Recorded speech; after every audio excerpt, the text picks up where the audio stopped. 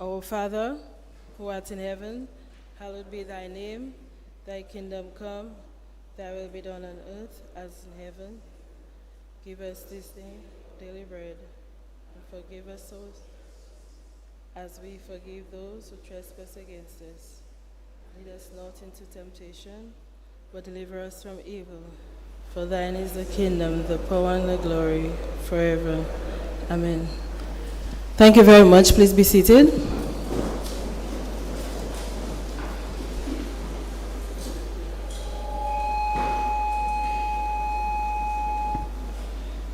A very pleasant good evening to all of you who are present with us here at the Goodwill Parish Hall for another consultation on electoral reform in the Commonwealth of Dominica. This evening we are at the Goodwill Parish Hall to hear from the people of the West and South on the Sir Dennis Byron electoral reform presented to the Government of Dominica on June 12, 2023, after a comprehensive review of our country's electoral processes.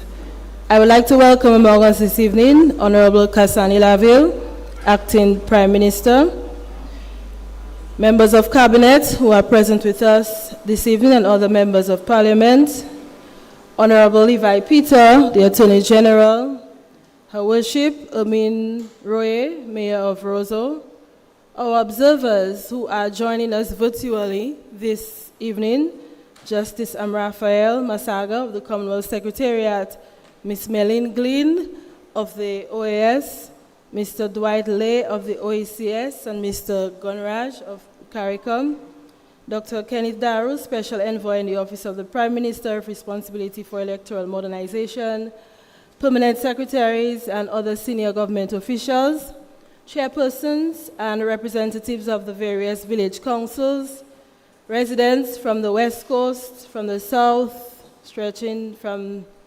Salisbury to Scott's Head and Grand Bay and beyond, the media, those of you who are listening to us via social media, all of our other media platforms, and other invited guests.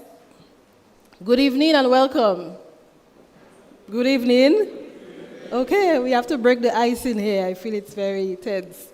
Over the last 2 weeks, the public consultations have been held on electoral reform, and more specifically on the recommendations of Sir Dennis Byron. The report, conducted in 2 phases, provides recommendations on various aspects of the electoral process in Dominica. And as we are probably aware, because I know that you've been following us for the last 2 weeks, Phase 1 of the report includes 2 new pieces of legislation, the Registration of Electors Act and the Registration of Electors Regulations. In Phase 2 of the report, it is concerned with matters of access to the media, campaign financing, and other matters related to the Electoral Commission, and proposes 4 pieces of draft legislation: the House of Assembly Elections Act, the House of Assembly Elections Regulations, the House of Assembly Election Petition Rules, and the Electoral Commission Bill. These are the 4 pieces of legislation recommended and drafted by Sir Byron out of this consultancy. The Attorney General, Honorable Levi Peter, will provide an overview of the Sir Dennis Byron report, after which we will open the floor for your comments, your feedback, and your recommendations as it relates to the report and the electoral process in Dominica. Let us welcome Honorable Levi Peter with his presentation.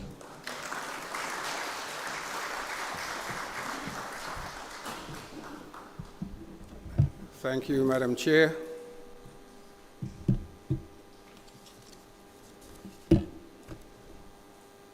Honorable Kasani Laville, Acting Prime Minister, Cabinet colleagues, Permanent Secretaries, other officials of government, members of the opposition, and indeed all present this evening, and not forgetting the observers, the representative from the OECS, Mr. Dwight Lee, Mr. Gunraj, representative from CARICOM, Ms. Melyn Glynn, representative from the Organization of American States, and Justice Masaga, representative from the Commonwealth Secretariat. Good evening, all. As we know, Sir Dennis submitted his report earlier this year, and as he indicated, his report is in 2 phases. I'm going to run quickly through some of the aspects of the report that I consider of some significance. As I've said at other fora, of course, what I say is just my view. Your view may be different, and you are absolutely entitled to express that differing view. Phase 1 of the report, Sir Dennis says, is focusing on cleansing of the voters list, and as you heard a moment ago, is supported by 2 pieces of proposed draft legislation. One, the Registration of Electors Act 2023, and the other is the Registration of Electors Regulations 2023. The Phase 1 report addresses a number of matters, but I suggest that parts 3 and 5 of the report contain perhaps the most significant elements. Those include his recommendations in respect to identification cards, his recommendations in respect to registration, his recommendations in respect to residency, his recommendations in respect to confirmation on the register of electors. Identification cards. Identification cards is fairly straightforward, I suggest, although from the discussions that I've heard in the consultation and with the consultation indicates that there may be complications that the consultation process and subsequent conversations will have to resolve. But Sir Dennis proposes that for the purposes of voting or use in elections, that an identification card should be used, and he has recommended that it be referred to as a national identification card. That's at clause 11 of the new Registration of Electors Act. I repeat what I've said at other fora. From a personal perspective, and I have not yet been persuaded by any of the discussions and conversations that I've heard, it probably doesn't matter so much what we call it. What I think is of significance is what its purpose is and how that purpose is achieved. So in other words, what information, what data is inputted to that card to enable it to serve the purpose that we think is necessary. So, as I've said other places, if we call it a Christmas card and it contains the relevant criteria, the relevant data, then I guess it would do the same thing as a card with any other name. In some jurisdictions, they call it voter ID. In others, they call it elector's ID. In others, they simply call it ID. But take your pick. In respect to information, Sir Dennis has introduced or proposes the introduction of a compulsory requirement for a number of public officers to provide information to the Chief Registration Officer, or Chief Registering Officer, sorry. Just for clarification, the Chief Registering Officer and the Chief Elections Officer are one and the same person. They're referred to differently at different parts of both the existing law and the proposed draft, but they're the same person using a different hat depending on the particular function that they are carrying out at the particular point in time. But Sir Dennis proposes that, among other officials, the Permanent Secretary of the Ministry of Foreign Affairs should be required to provide, at a particular point every year, to the Chief Registering Officer a report containing, as at the date of the report, the name of every person who is in service overseas who is a registered elector or eligible to be, and thirdly, every such person who is no longer in service overseas. So then it also proposes that the chairman of the Mental Health Review Board must, every quarter, provide information to the CRO in respect to every person who has been certified as having a mental disorder, and that is as defined under the Mental Health Act. The information that's would be required to be provided is the name, street address, date of birth, and occupation of every such person. The definition of mental disorder under the Mental Health Act is mental illness or mental deficiency, however caused or manifested, and that's at Section 2 of the Mental Health Act. You may think that that is information that should be provided. There are those who have expressed the view during the process of these consultations that that is private medical type information that perhaps ought not to be disclosed in that manner. But that's one of the factors that this exercise is supposed to address. Another official who is supposed to or would be required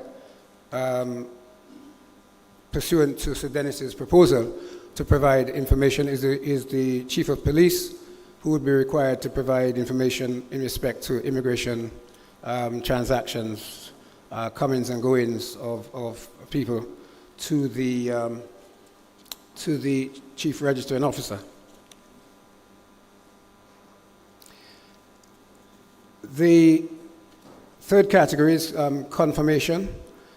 As the name suggests, confirmation is a proposal of a process which would require every person who is on the register of electors at the date at which the proposed new legislation was enacted would be required to confirm their name on the register, failing which the name would be removed, or certainly would be liable to be removed, due process having been followed. So Dennis proposes that not later than 30 days after the enactment of the proposed new Registration of Electors Act, that the Electoral Commission would be required to declare what he terms a confirmation period. And the recommendation is that that confirmation period should be no less than 6 months and no more than 9 months. So a maximum period of 9 months to comprise the confirmation period. And it would be that period during which anyone who is on the list and would want to confirm their name on the list would have to do so.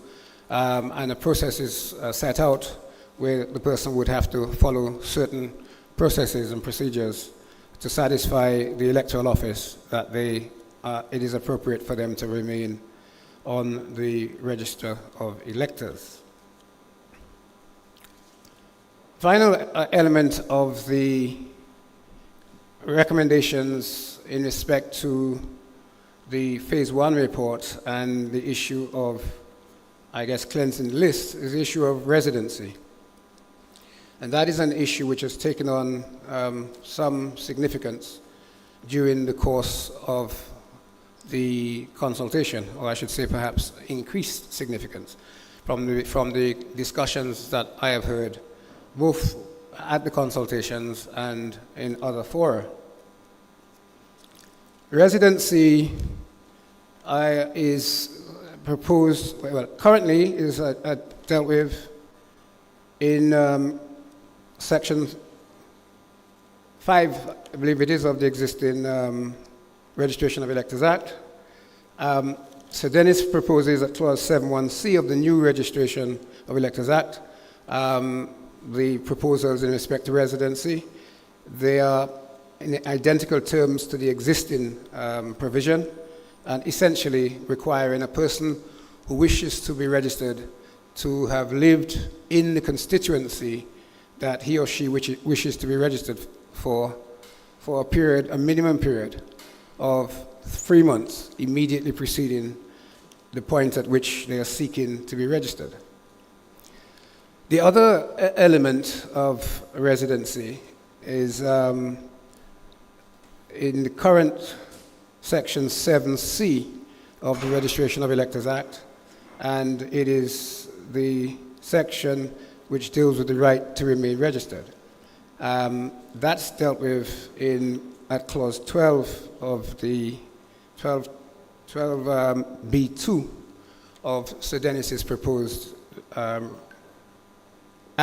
replacement act, but that is impacted by clause 26.1 of Sir Dennis's proposal, essentially dealing with the issue of being absent from Dominica. Currently, the position is interpreted that providing a person is in Dominica at least once, even for a day or less than a day, during a period of 5 years immediately preceding the poll, that he or she would be entitled to vote. So Dennis proposes that should be 90 days. That is to say, a person should be required to be in Dominica for a period of 90 days, either a continuous period of 90 days or an aggregate period of 90 days across the 5 years. Alternatively, he proposes a period of 50 days. There are those who contend that the 50 or 90 days that Sir Dennis proposes is good and would work. There are those who propose or support the view that the existing once in 5 years is sufficient. And then there is another school of thought which argues or contends that there should be no restriction, no limitation on a person who is registered having to be in Dominica for any period, whether for 90 days, 50 days, 1 day, or whatever. That, again, is an issue which will have to be resolved during these discussions and consultations, but there are varying views. I will listen to what has to be said. I've expressed some views at some other fora, but what may be of some interest insofar as the discussion that I expect to take place tonight is that certainly in my view, in my opinion, the right to vote in an election in Dominica is a right which is conferred by the Constitution. Section 33, subsection 2, provides that at subsection 2B, that a person who is registered, that is, a person whose name is on the register, is entitled to vote. The only qualification to that I have seen in the Constitution is a disqualification. That is to say, the Constitution says, unless such a person who is registered is disqualified pursuant to a parliamentary provision, I'm paraphrasing there, that person is entitled to vote. The disqualifications provided for by way of legislation are at Section 6 of the Registration of Electors Act, which has 4 subparagraphs, if you will, A, B, C, and D. And those disqualifications are: person is of unsound mind, the person is serving a sentence of imprisonment of 12 months or more, the person is under a sentence of death in a Commonwealth country, and fourthly, that the person is, it escapes me, but there's a fourth one, which I think is related to the disqualification again. So the reality is that unless the person falls within those 4 categories of disqualification, as I understand it, the person is entitled to vote. That's an issue for debate, and it'd be interesting to hear the different debates that arise. Phase 2 of Sir Dennis's report deals with access to the media, which he proposes should be confined to state media. There's a different view. Some people think it should be extended to private media. Again, that could be discussed. He also proposes campaign financing, and those things have been discussed at some length here. That's obviously an area of interest. And he proposes that there should be reforms in relation to the constitution of the Electoral Commission. He proposes that the Commission, the number of members should be increased and they should come from different sources than currently is the case. The composition of the Electoral Commission, as it now stands, is determined by the Constitution. The Constitution currently provides that the chairman is appointed by the president in his or her own deliberate judgment, and the other 4 members, because it's a 5-member commission, the other 4 members will be made up, 2 recommended for appointment by the Prime Minister, and 2 recommended to the President for appointment by the Leader of the Opposition. Therefore, you can see that the likelihood is that you have a commission that has people, and we know the people who are on the commission, who perform a function. And it's the same composition that we've had certainly from our independence in 1978, and I suspect it doesn't depart significantly, if at all, from what existed under our 1967 Constitution. I think that's a potted run through the what I suggest are the salient points. I don't. Maybe it might help just to say that in terms of the Electoral Commission, so Dennis is proposing that it should have greater financial autonomy. That is to say, it's more control over its finances without going directly through central government. They should have more autonomy over its staffing appointments, and a couple of other areas. One is that members of the commission, members of committees appointed by the commission, electoral office staff, and so on, who have any private interest, should be required to disclose that private interest if any matter is being discussed or considered by the commission. So in a nutshell, those are some of the significant elements of Sir Dennis's report. Thank you.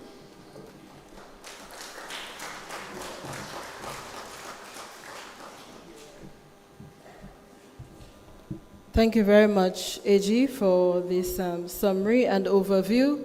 For those of you who have been following these consultations for the last 2 weeks, listening or attending, I think by now you should be very familiar with the presentation of the Attorney General. I do have to say at this point, we are going to open the floor to your comments, feedback, and contributions on various aspects of the report.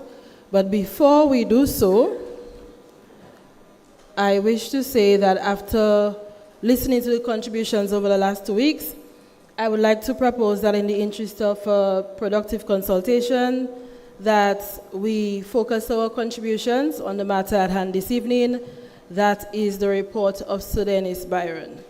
Just to recap, there are some clear issues that the Attorney General has presented to us, summarized from the report, and these issues include identification of voters.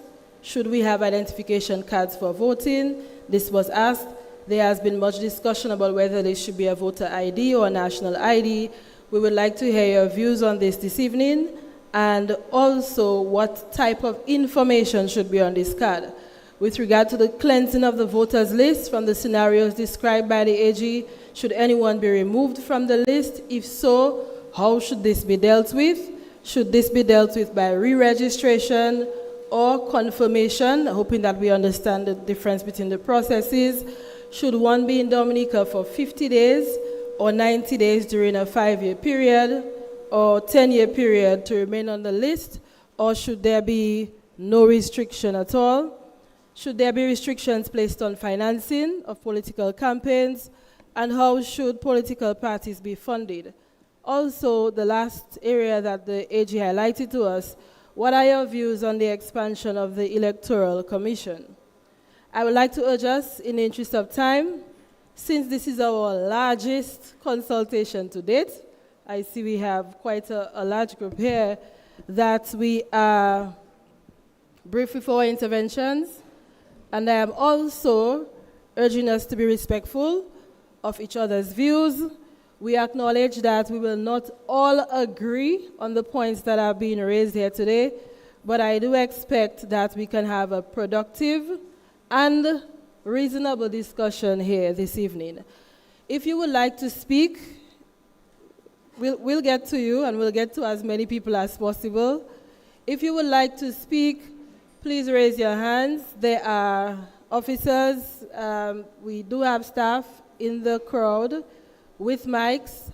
For the purpose of this evening, a microphone will be taken to you at your seat where you will do your presentation.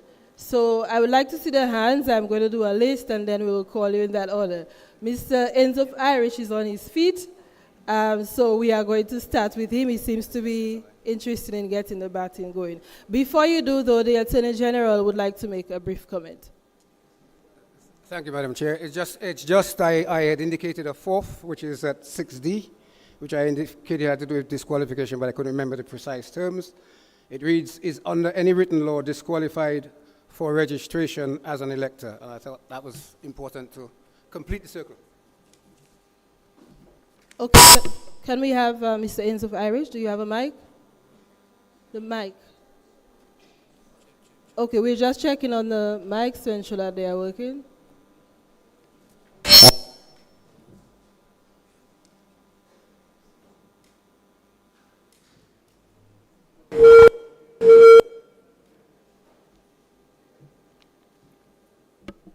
One. Okay, yes, all right, the mic is working.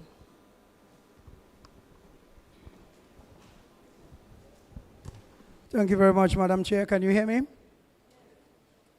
Acting Prime Minister, other cabinet ministers, distinguished guests, ladies and gentlemen. I was accorded a seat where I was told that the chairpersons from the various councils should sit. So I'm the chairman of the Lubia Council, but I'm not speaking in the capacity as the chairman of the Lubia Council. I'm speaking as an independent, patriotic Dominican. I just wanted to make that clear. First of all, I want to start by saying that I felt a bit disturbed over the last couple of days when I listened to the consultation. And even before that. And the reason for that, I was kind of saddened when I heard people who are so qualified, especially in the legal fraternity, and in particular somebody right here in Dominica, a lawyer, criticizing Sir Dennis Byron so badly. A man who has done so much for the legal fraternity, a legal luminary, a man who has really, done so much in the international circuit. He was asked to make some recommendations in terms of the reform for Dominica's election. And he submitted his recommendations, and of course, some people are not happy about it. There are a few things I want to highlight, but the way in which he was savage, I found that was very unbecoming. And that I'm speaking for myself, personally. We should really give this man this respect. Not only that I know Sir Dennis Byron, but the man is a good legal person who have really contributed to the Caribbean, and we should be happy. The second thing I want to say before I go further is I listened to the major parts of the consultation, and I thought the former Prime Minister, Mr. Edison James, at the State House really gave some good account as to how things should go forward. And I think we should really look at those notes and make reference to it, look at it, so that we can chart the way forward. And I want to say that I'm apolitical. That is to say, I do not concern myself about direct politics. So, in this country, in Dominica, I notice when you speak, people tend to believe that you're representing a political party, and they kind of either snub you or, just look at you in the sense that, well, you do not belong to us. The question of the confirmation, I do not believe that, although I respect the report, it's a very good report, but my personal view is the question of the confirmation within 50 to 90 days. To me, that doesn't, I wouldn't say, I don't want to say that it doesn't make sense, but one would need more time. And in any case, I believe there should be no confirmation in the sense that unless one changes the agenda, You know, I'm confirmed. I was confirmed in church maybe 30, when I was 13 years. I'm confirmed, I'm on the list. And I haven't changed my gender, and I do not intend to do that, so I do not believe there should be any confirmation, period. That's my view. You're on the list. We're looking to clean the list. Of course, if people are dead, you pull them out. It's ludicrous when people say, you know, yeah. It's to my mind, it sounds ludicrous. I hear people saying that dead people vote. I mean, that sounds so silly and stupid. How can dead people vote? One can understand there might be some impersonation. And I've been in the business. I've voted at least 8 times, 40 elections. I served 40 years in the police service, and I voted every time for about 8 times. And I've never seen any kind of fraudulent kind of situation where anybody come and even impersonate or try to vote not being that person. So I'm saying there must be a process in place to make sure that you pull off from the list persons who are dead. But I think our system, the system that we have, the operation, it has to be more fluid. It has to be more efficient. And I'll tell you why I say that. I believe, first of all, every month, the registry that gets the death certificates, the registered deaths, a list should be sent to the President of Dominica and to the Electoral Commission on a monthly basis so that they can cleanse the list. And I'm saying that to say, my aunt, for instance, lives in the United States. He comes every July and goes back in November. Well, God rest her soul. She died. She just went back in November, and in December she died, right? So I checked her list, her name on the list in Canefield today. But I went to the registry with the death certificate from the place that did the funeral in the United States, because they brought down the body, cremated and everything. Registry said, okay, we cannot register because you don't have we're not sure if it's the original, we're not sure. So what is going to happen? This lady's name is going to remain on that list forever and ever.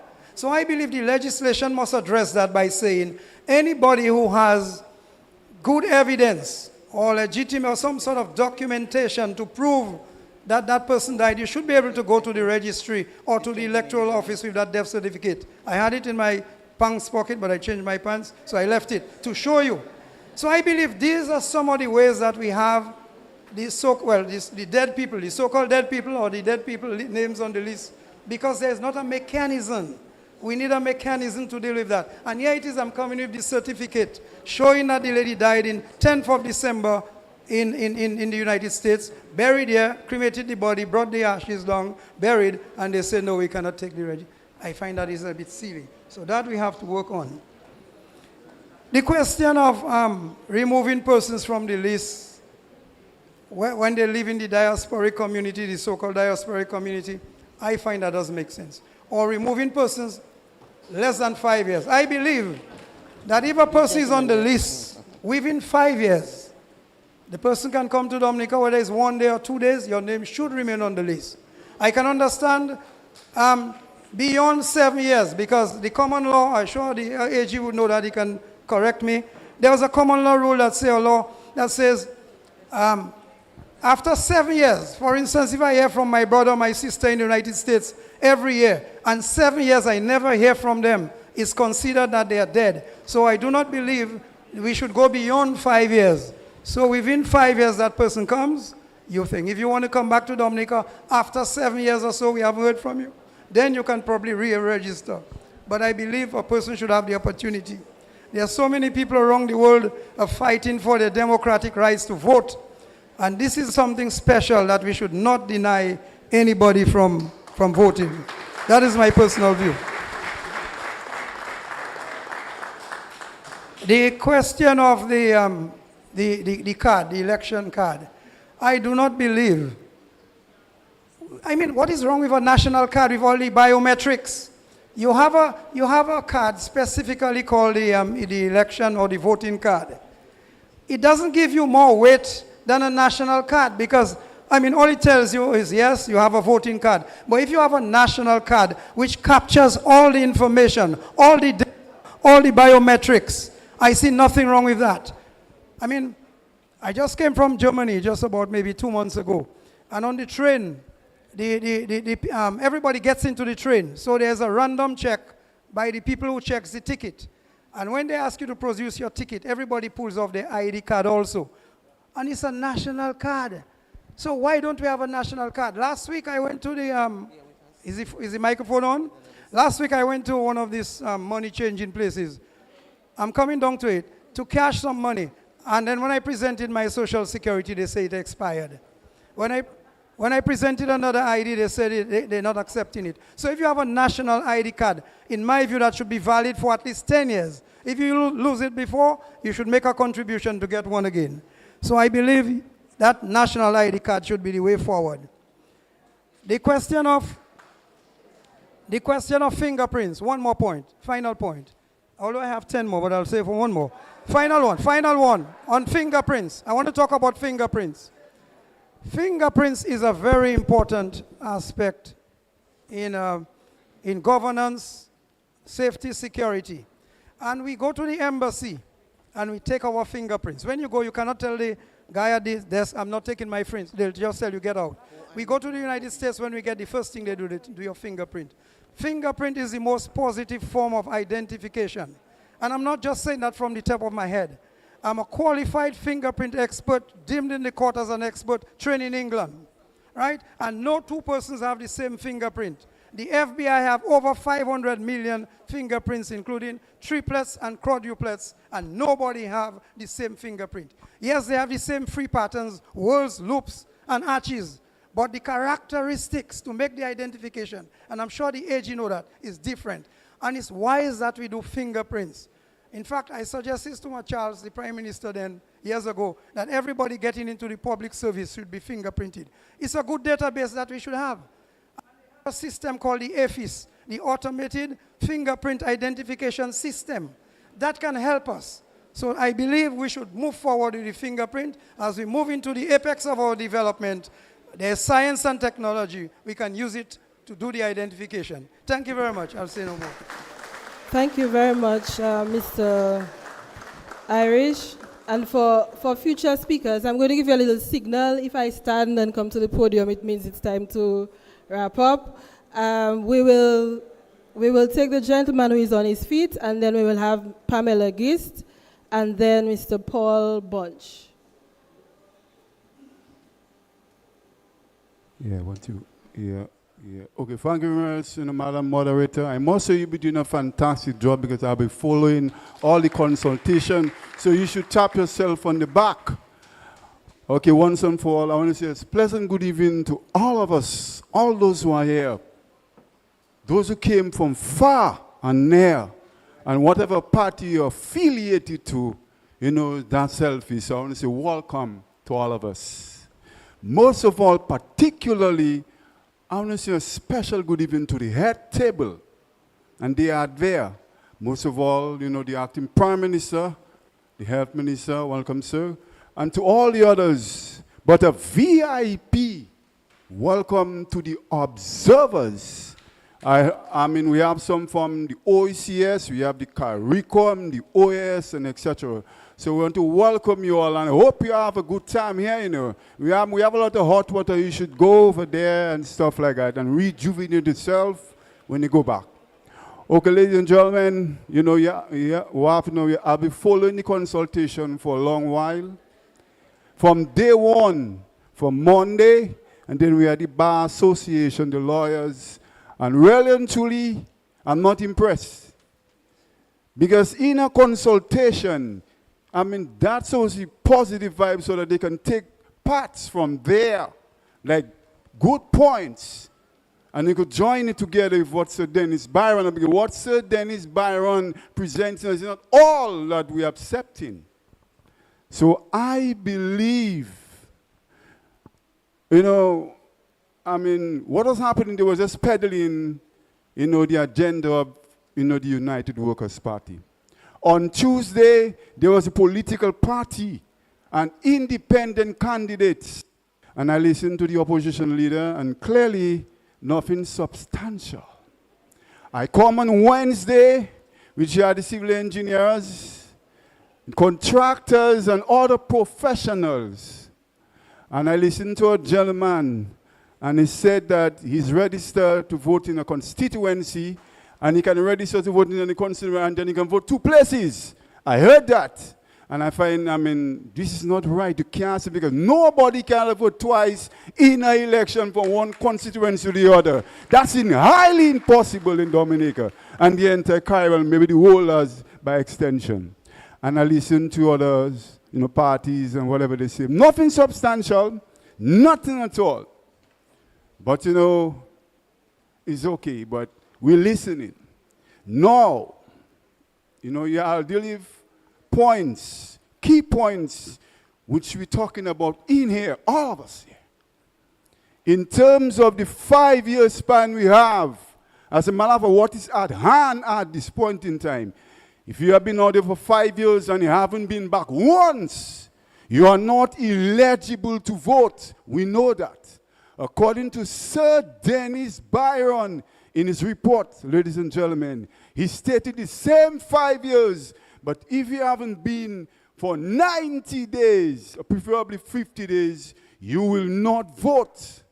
And for me, trust me, I am not in favor of that, and I'll tell us why.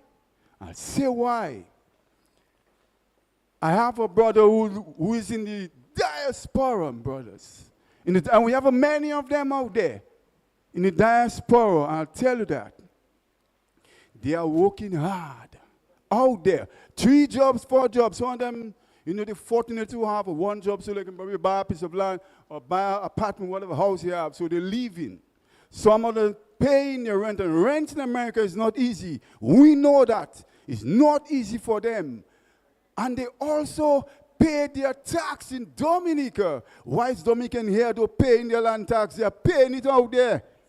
They pay in the land tax. So when they have houses, brothers and sisters, they have houses, and they're sending them money because they have account in Dominica. They're building houses so that they come back here and retire. We know that. Retire. And they're paying, they're selling barrels every year, even when bad times and good times. 2015, 2017, Hurricane Maria, they sell a lot of barrels, folks. We know that. Sending monies.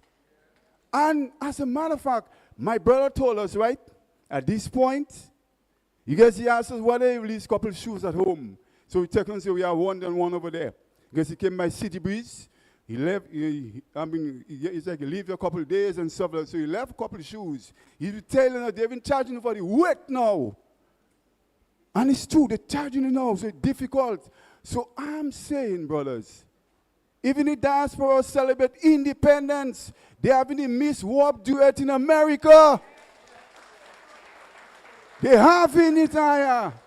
And we come in there in clandestine position and speaking all kind of stuff. They even in St. Thomas St. Croix, they're celebrating Flag Day. We know that. We know, and we come here. A lot of people come here and not speaking from their heart, not genuinely. They're not doing it. They're speaking out of hate and malice. It's true. So, I'm saying that 90 days and 50 days, it is a no, no, no. We don't want that in that. Simple as that. No. I come in.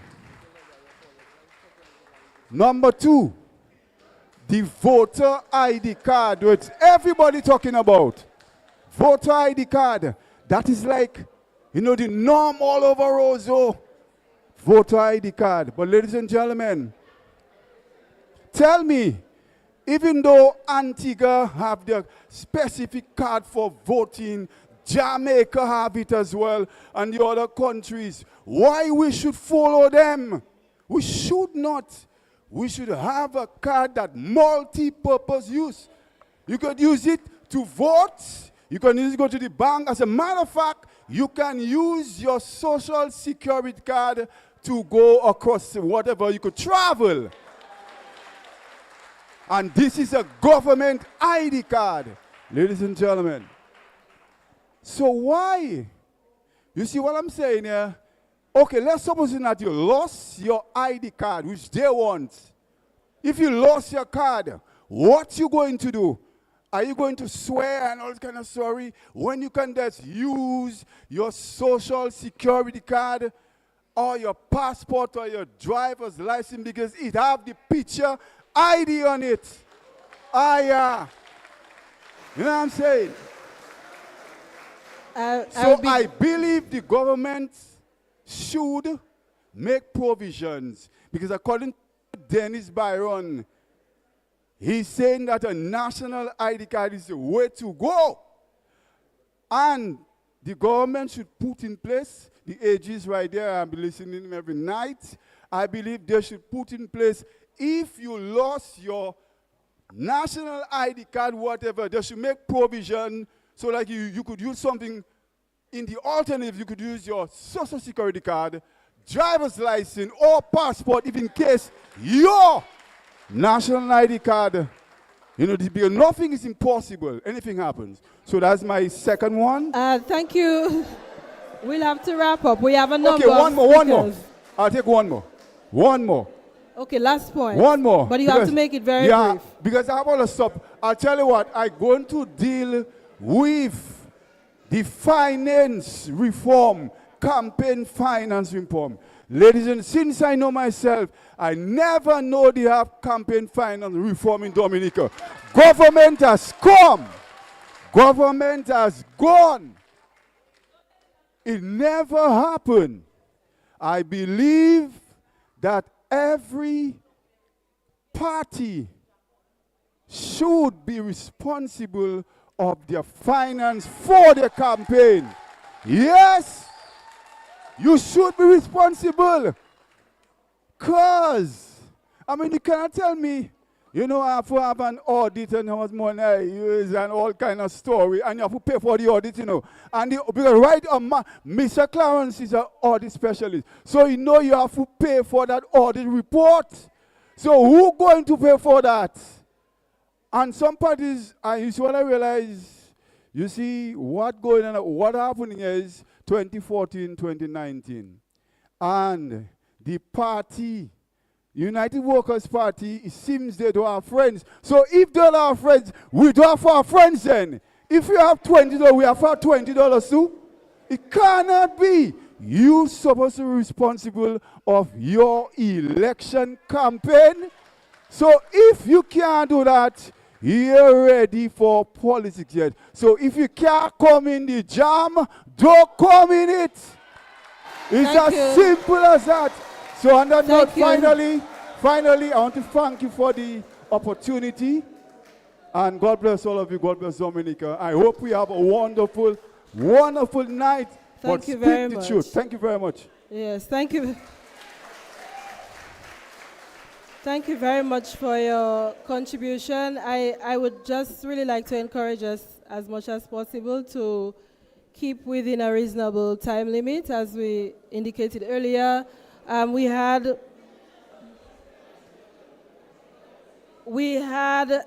Pamela Gist and then Paul Bunch. Go ahead, Ms. Gist.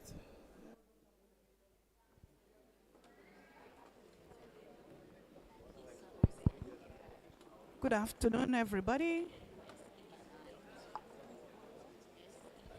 Go ahead, just speak into the mic. Yes, good afternoon, everybody. Extremely thankful for a lot of things. And in particular this afternoon, I'm thankful that the citizens of the Nature Isle of the Caribbean, Dominica, can get such an opportunity to be part of this process in helping to determine and to be part of the process that impacts the Nature Isle where elections are concerned. Dominica truly is a democratic state. I wrote down a little bit a while ago a couple of things I just wanted to say quickly because I don't want to stray. So I'm most probably going to read it quickly.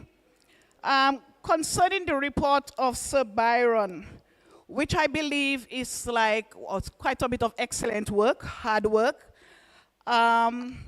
While I am very fine with a number of suggestions that were being proposed, there are some things that are of concern to me as a proud citizen of this land. First of all, the issue of the voter registration and all of what was generated, all of the discussions that have been generated so far. Actually, this is my first consultation. I've been out of state. I came in over the weekend, so I'm so glad to finally be part of this. That I'm hearing of voters lists and people removing voters from the list. That doesn't go down too nice with me. I heard persons talking about complete registration. And then I wonder, are we even thinking about the elderly of this country? Those who are incapable of moving around or even bedridden. But they are very much alert. They are listening to the daily news, even calling radio talk shows. How do we propose to begin to re-register the elderly in this land? Because they very much want to be part of the electoral process. They have been the forerunners of this land. And as for the idea of biometrics, are we going to carry them someplace to have them fingerprinted? Are we going to have them to go someplace to have photo IDs done for them so that they will be part of the electoral process? We all know those persons. They are in our community. They have always been the Mababa and the Mr. Roy and the Maros. We have always known them. And even on election day, we know who they are. Is that what we can, my friend? Is that what we can really offer? Is that what we are prepared to offer our elderly? Magwesa. All of us born either at Princess Margaret Hospital or in Buetica are bona fide citizens of Dominica. And when we registered to vote, we met certain requirements and our names were subsequently placed on the voters list, giving us the right to cast our votes for the government of our choice. Migrating for economic reasons, and a lot of us in here have done that. Migrating for economic reasons does not make us a non-Dominican. We are all Dominicans. Even when people die, we turn around years later and we say they were a good Dominican. I am of the firm belief that only death should remove your name from the voters list. Because obviously, you no longer require your name to go and vote because you cannot vote at that time. We must not in no way impose any system on our country that will suppress voters to exercise their franchise. Of particular interest to me is campaign financing, like the brother just said. Why is it that some of us would just love to sit somewhere, talk, do nothing, and want to use the finance of the country, little as it may be, small island, underpopulated, very little economic activity, would be so comfortable waiting to use that little money in the treasury to run our campaigns? If a party is unable to raise its own campaign funds, can I trust this party to be the next government in my country to raise funds to develop my country? the power, the party in power, mark you, the party in power may always be at an advantage. Because guess what? They have made friends over the years. They have made friends over the years. And their friends may just be willing to help them. But to have political parties sitting, criticizing the other, and you want to wait after they have worked hard and get some money in the treasury, come and sit down, take some of it, and try to hit them and campaign against them. This is a no-no for me. Okay, thank you. Thank you very much. I also wish to say that we've indicated at the outset of these consultations that all of your points are being captured. We have a stenographer here tonight who is transcribing. So we would appreciate if you can speak so that she can hear, and that in between that, we ensure that all of the views can be captured. So just be mindful of our stenographer who is here this evening and needs to hear all of the points as well. This is also being recorded. We had Mr. Paul Bunch, who was the next person with his hand up. Paul Bunch.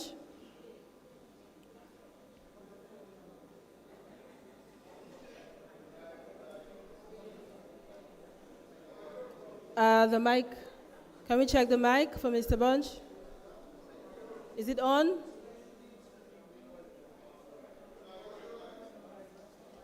Just give us 1 minute.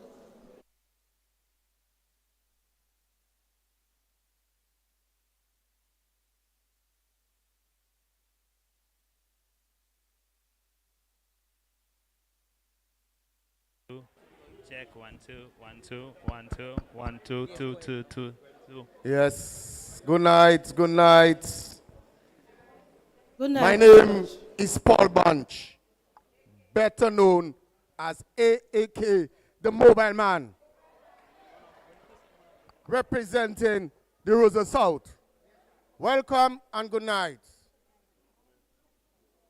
Ladies and gentlemen, before the start of this consultation is happening, we are hearing people saying on the other side, I don't listen in, I don't go in nowhere, I don't want to be part of this thing. It's the government that doing everything. I don't be part of it. My Lord Jesus Christ. One man just come and talk, what Mr. Byron said, to push to them, and they're taking it and they're running away with it. I was part of the Workers' Party. I telling you, right? And I'm telling you, from the time that people know me, I was always on the front all the time. All the time, all the time, all the time. But the Mobile Man life's changed back and because of labor power. Labor is power. Ladies and gentlemen, I got sisters right in England. Our stepfather had passed away in January. They come down. The same barrels for true, they come, they sending down and spending hotels and give Mobile Man free $500. They been coming down. It don't take us 2 months. My twin brother, may his soul rest in peace, they come down back again. And they saying they cannot vote. My sisters, I know that you have been hearing me, one in Antigua and one in England. You all have the right to come down and vote unless you are dead.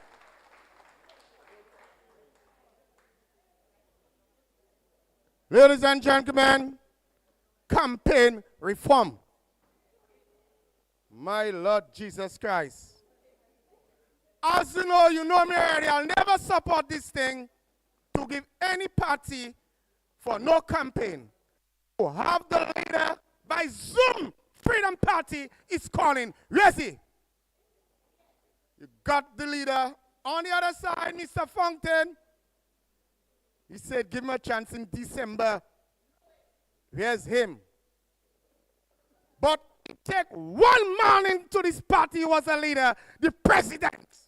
He that have everything flying, going everywhere, all about, taking all-time limit, done even counseling about election reform, all his mind on $1 million and everything spending, not keeping the attention for people to understand what he's talking about. What a failure. People said, mobile man, you don't go in tongue.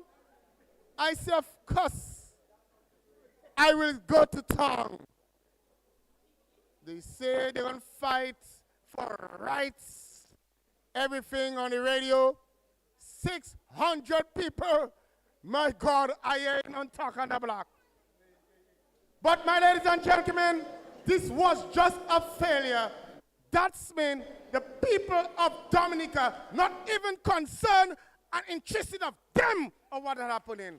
Is when the time comes back, you see some people. Mr. Bunch, But before I go, thank you. I have to say many thanks for the government of Dominica, which put my feet on top with this incompetence.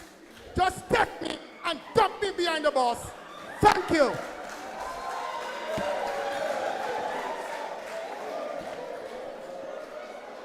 Thank you very much, Mr. Bunch.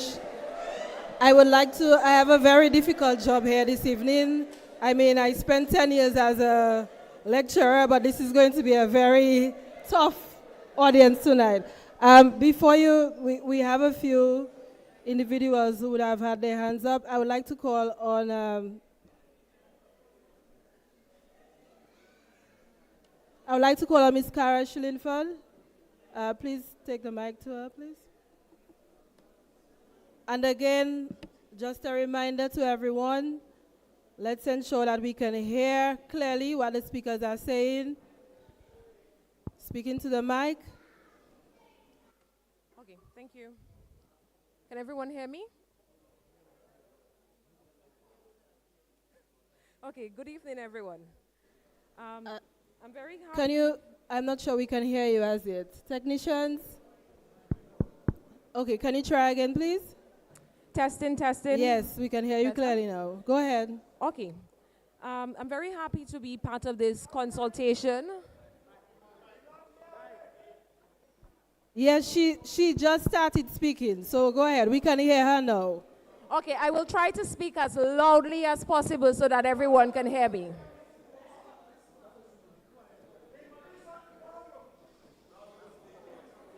Okay, my name is Cara Schillinford. I'm an attorney at law, and I have been involved in many election matters. So I am a bit familiar with the election laws of Dominica. I'm familiar with some of the problems that we have faced as Dominican citizens over the years. Now, my contribution here is as a Dominican citizen, someone who was born here, someone who lives here, someone who is only Dominican and who has nowhere else to go if it is that things turn bad here. So I have a genuine interest in preserving Dominica, preserving our democracy. Now, this consultation isn't about politics. It's not about which party you support, because regardless of whether you are blue, you are red, you are yellow, at the end of the day, you are a Dominican. And you have a vested interest in maintaining our democracy. Democracy means that we, the people who are being governed, we, the people in Dominica, should have the right to choose who governs us. No foreign power should be governing us if it is that we decide we want to govern ourselves. Now, before I look at the provisions in the draft legislations, let me just say that democracy and having a strong electoral system isn't about the outcome. It is not about which party wins. Because if it is that you have a weak system that is vulnerable to fraud, or it's vulnerable to, whichever group of people have the most money can buy it, can manipulate it, then you might have a cabinet or parliament comprised of people who do not look like you and I. People who are not from Dominica, people who perhaps bought their citizenship under the CBI program. So, in a country like Dominica Ladies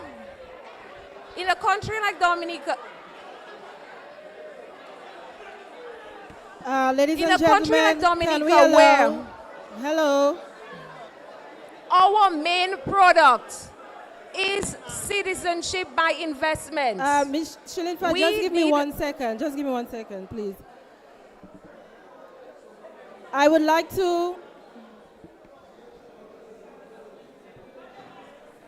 We need to have some order. I mean, this has to go. I said very early on when we started that we are going to have differing views. I would like us to allow the speaker on the floor to speak. I will stop them if we need to, but let us allow each person to speak, at least give them an opportunity to express their views. Also, as I have said before, there are a number of people here. We would like to get as many people to speak as possible. I would like to speak less. So can we please allow the lady who's on the floor to continue her comments? Thank you. Okay. Thank you. So, as I was saying, I'm going to tell the truth to you regardless of whether you like it or not, because it is in your best interest. In a country like Dominica, where citizenship is one of our main products, and there are no different classes of citizens. Whether you bought your citizenship or you were born here, you are a citizen, and you are entitled to vote. So when we are saying, oh, my brother and sister sent me a barrel, etc., we have to be careful about that. Just because someone sent a barrel or someone paid $100,000 for citizenship does not mean that this person have the right to come and rule over you and I. Because the government of the day has a lot of power. The government of the day can compulsorily acquire your land. That is the government that is responsible for providing you with health care, roads. So we have to be careful about that. It is not about politics. It is not about who wins. It is about securing our democracy and making sure that Dominica remains in the hands of Dominicans. Now, on the issue of whether there should be a 5-year or it should be increased to 10 years, I fully support that it should remain as 5 years, because that is in the interest of democracy. Yes, we have siblings, we have family overseas who might be sending things for us every Christmas and visiting 2 weeks, a year. But they are enjoying the healthcare system in their country, the education system in their country, the roads and magnificent bridges in their countries. And they just visit every now and then. The people who have to deal with the healthcare system, the education system, they are the ones who should vote and determine which government, which group of people should govern them. Additionally, I have no difficulties with members of the diaspora. They contribute, they love Dominica, etc. But I do not believe they should determine which government rules over us, people who are on the ground. I think that a solution to this problem would be to create a constituency for members of the diaspora so that they could have a say. There would be a diaspora constituency so that they can vote and their votes will go towards that constituency. On the issue of voter ID card or national ID card, what we have to consider is with a national ID card, everyone who is a citizen, who is a national, will be entitled to this national ID card. Just as you are entitled to your passport, your social security card, you will be entitled to a national ID card. So what is the point? The purpose of the voter ID card is to make sure that only eligible voters can get it. And so it is if we're talking about preserving democracy, it is a voter ID card that we need. You have other forms of national ID, like your passport, for example. You can use that if you need an ID. If we want to secure our democracy, a voter ID card is the way to go. Now, in terms of the 50-day rule or 90-day rule, I think it should be 90 days over a period of 5 years. You should have visited for 90 days. Because if you don't have that requirement, then we Dominicans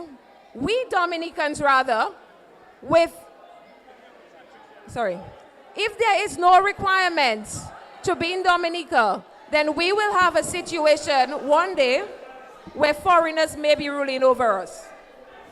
Can we?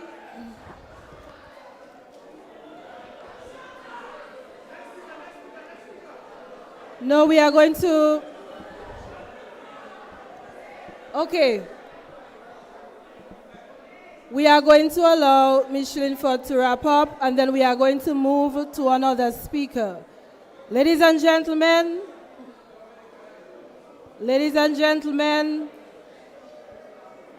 we cannot have a productive discussion if we are unable to hear or listen to any of the points that are being raised. We have 2 or 3 hours. I'm not sure if we can last that long, but we have 2 or 3 hours to be here, and during that time, we would like to hear as many speakers as possible. When we keep interrupting, we lengthen the time. So, Ms. Shillingford, can we wrap up and then we'll move to another speaker? Thank you. Okay, so my final point is that in addition to the issue of the sale of citizenship, the fact that we are selling citizenship at an alarming rate, and the number of citizenships that we're selling might outnumber the number of voters who turn out on polling day at one point. In addition to that problem, we also have the fact that there are more Dominicans living outside of Dominica than inside of Dominica. In a country with that problem, where your population is so small and migration is ever increasing, then it would be an injustice to us Dominicans, it would be an injustice to our future generation for us to simply give up Dominica like that.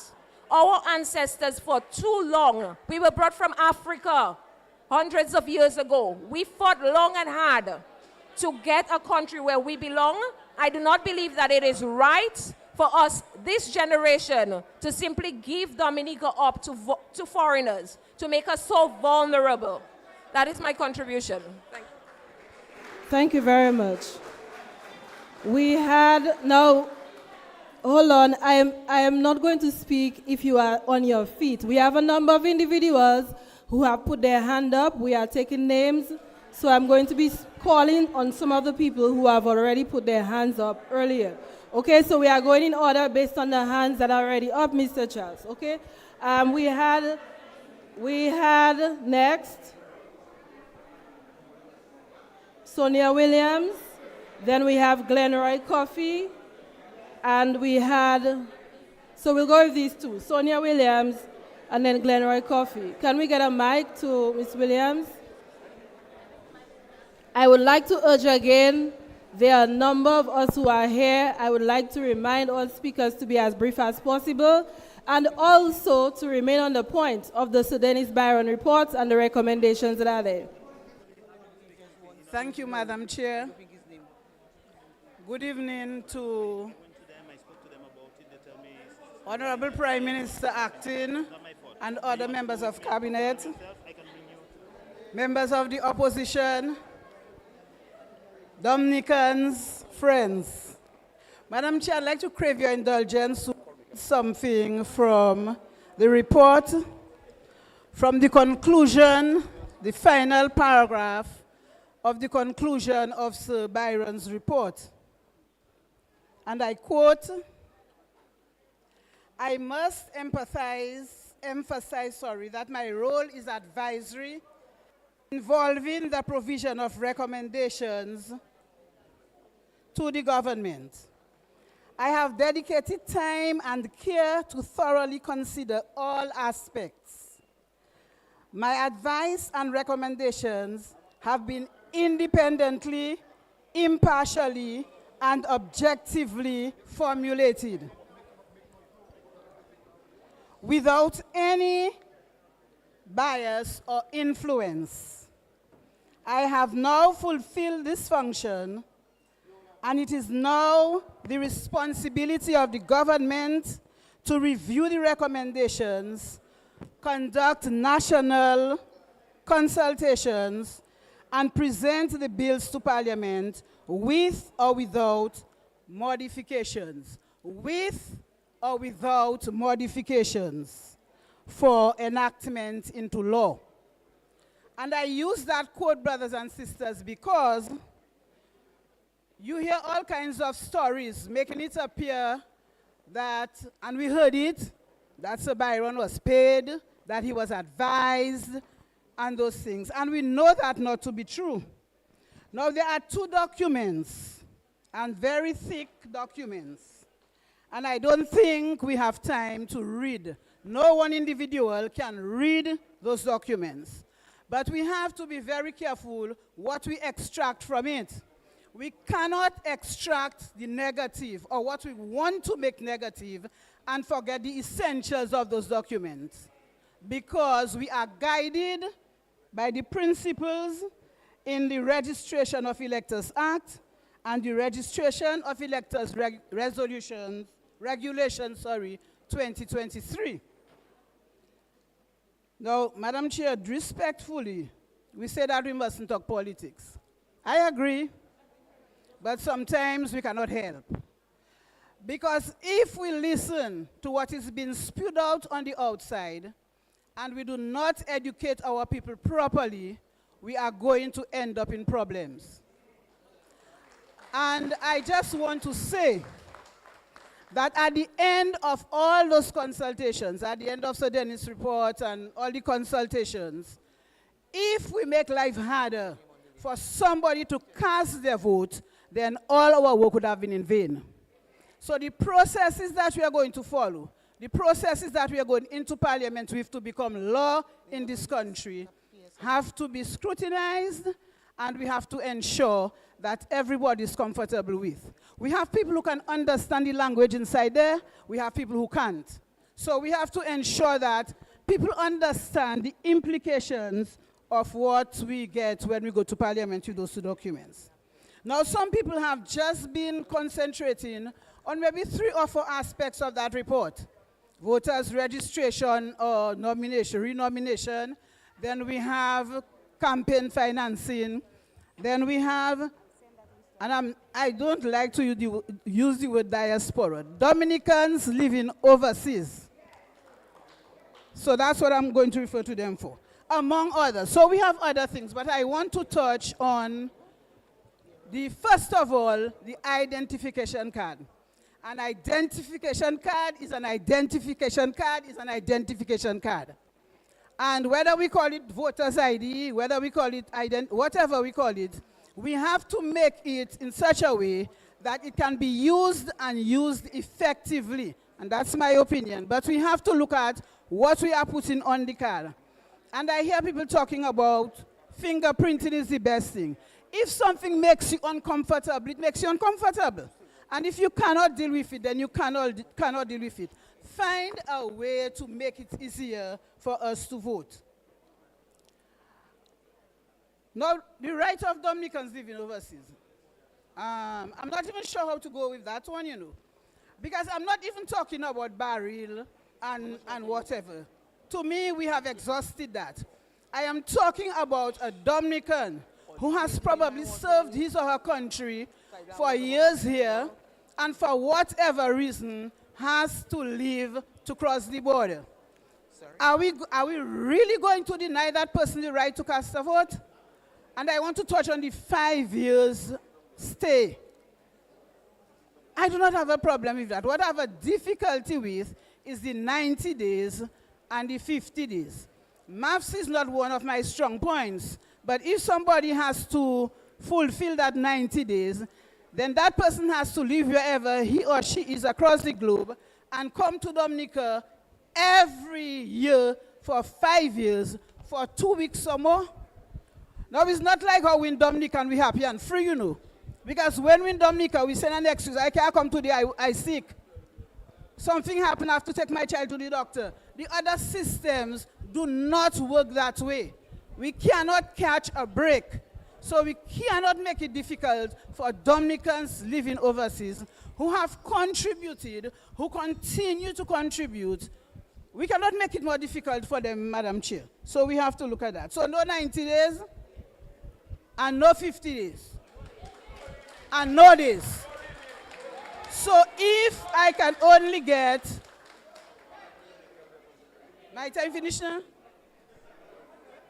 No, Madam It's just a signal. That's Madam okay. Chair, that's not fair to me, I'll say that, but anyway. Okay, so we forgot about the days in between the 5 years.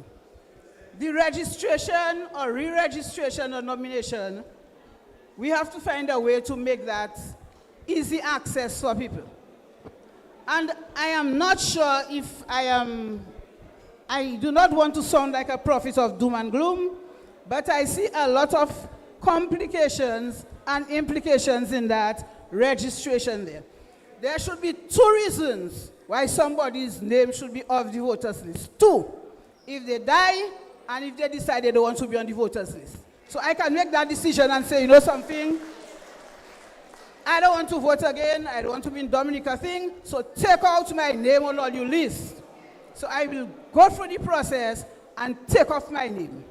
And if somebody dies, then there should be a mechanism to take off the person's name. Campaign financing. Madam Chair, Dominicans have a culture. There's a culture in our electoral campaign. And if you cannot take the heat, come out in the kitchen. Because I think that people should be able to raise their finance money. And not only that, there is something that says you have to give an audit of every bill, every whatever. I wonder how many of us want to do that. I wonder how many of us want to do that. So, Madam Chair, I probably will have to, like some people, and come to every, you don't got more consultations? I'll probably have to come to others for me to finish, give my views. But anyway, finally, I want to say that when we bring our laws, our bills to Parliament to become law, it should not make the right to vote a troublesome or difficult situation. Thank you. Thank you very much, Ms. Williams. And just to add that if you're unable to give all of your comments now, as we've been saying, you can also send your comments in writing to the Cabinet Secretariat. I have to tell you, I have a list of about 25 people who have put their hands up, so we're going to try to get through the list as quickly as we can. Mr. Glenroy Coffey? Yes, good night to everyone. Good night. Yes, let me say that I am one who is very, very in favor of consultation. I'm Glenroy Coffey from the Roseau Central constituency. Well, everybody knows me as Soso, but that's not important. And I'm saying these forums should be used, you know, not to trade invectives at each other, but rather to hear the views of others, respect it, and see how well we can, you know, agree to disagree, but by improving everything that we will say. Because you will have commonalities in what we say, you will have differences. All the commonalities may appear to be positive, but those differences we can also make some positive milestone from it. So we must try to compose ourselves, respect each other's view, and let us move on. Okay, good. Let me say the emphasis here tonight is on Sir by Dennis Byron's report, and I took some time off to ensure that I understand at least most of the content of the report. And I must say, in there have some good work. And not everything that you will agree with or disagree with, but the point is, it's a starting point. But let me start by quoting something that Sir Byron said under his background on page 7. For those of you that have the book, on page 7, listen to what he said initially. I quoted, from 2009 to 2019, various election observers participated in free general elections held during this period submitted reports with suggestions for improving the electoral process in the Commonwealth of Dominica. However, it does not appear that the recommendations from various reports and consultations were implemented prior to the last general elections. End of quote. Right. So it means that, say, Dennis Byron is agreeing that many consultations have been held before or prior to his report or his submission of his report, and recommendations were made, and so they were not, well, reports and recommendations were made, but they were not actually driven to enactment of law. So he's admitting that. Under the review of existing reports, page 9, under the review, these recommendations were presented to the Commonwealth of Dominica over the years on the matter of electoral reform. I can report, that's Dennis Byron, open quote. I can report that the various recommendations all point in the same direction. He's talking about recommendations that have been submitted before or prior to his report, right? The challenges identified are consistent with the various general election observer reports, as well as the Pauline Welch consultant report of 2017 and its addendum, which recommended several legislative amendments to the Registration Act, Electors Act, and the Registration of Electors Regulation to improve the voter registration procedures and to provide for all verification exercise of the voters list. Why do I say that? I say that because it is important that we expedite the whole process of electoral reform.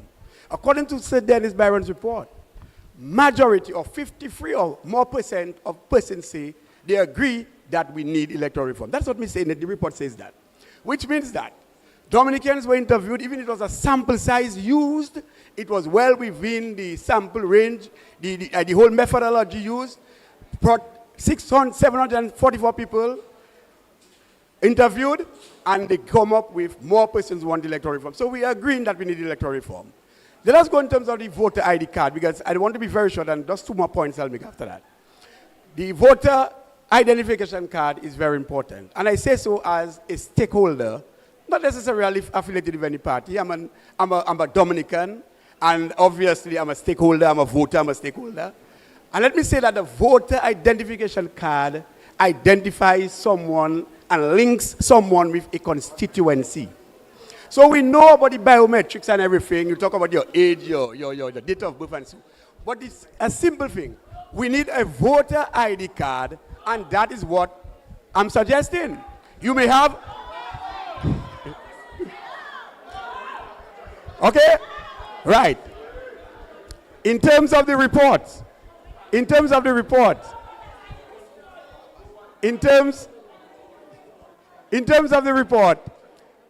Dennis Byron's report, he says too that it appears that we may have to have registering offices outside of Dominica. You hear that? Outside of Dominica. Let me tell you how bad that is. Let me tell you how bad that is.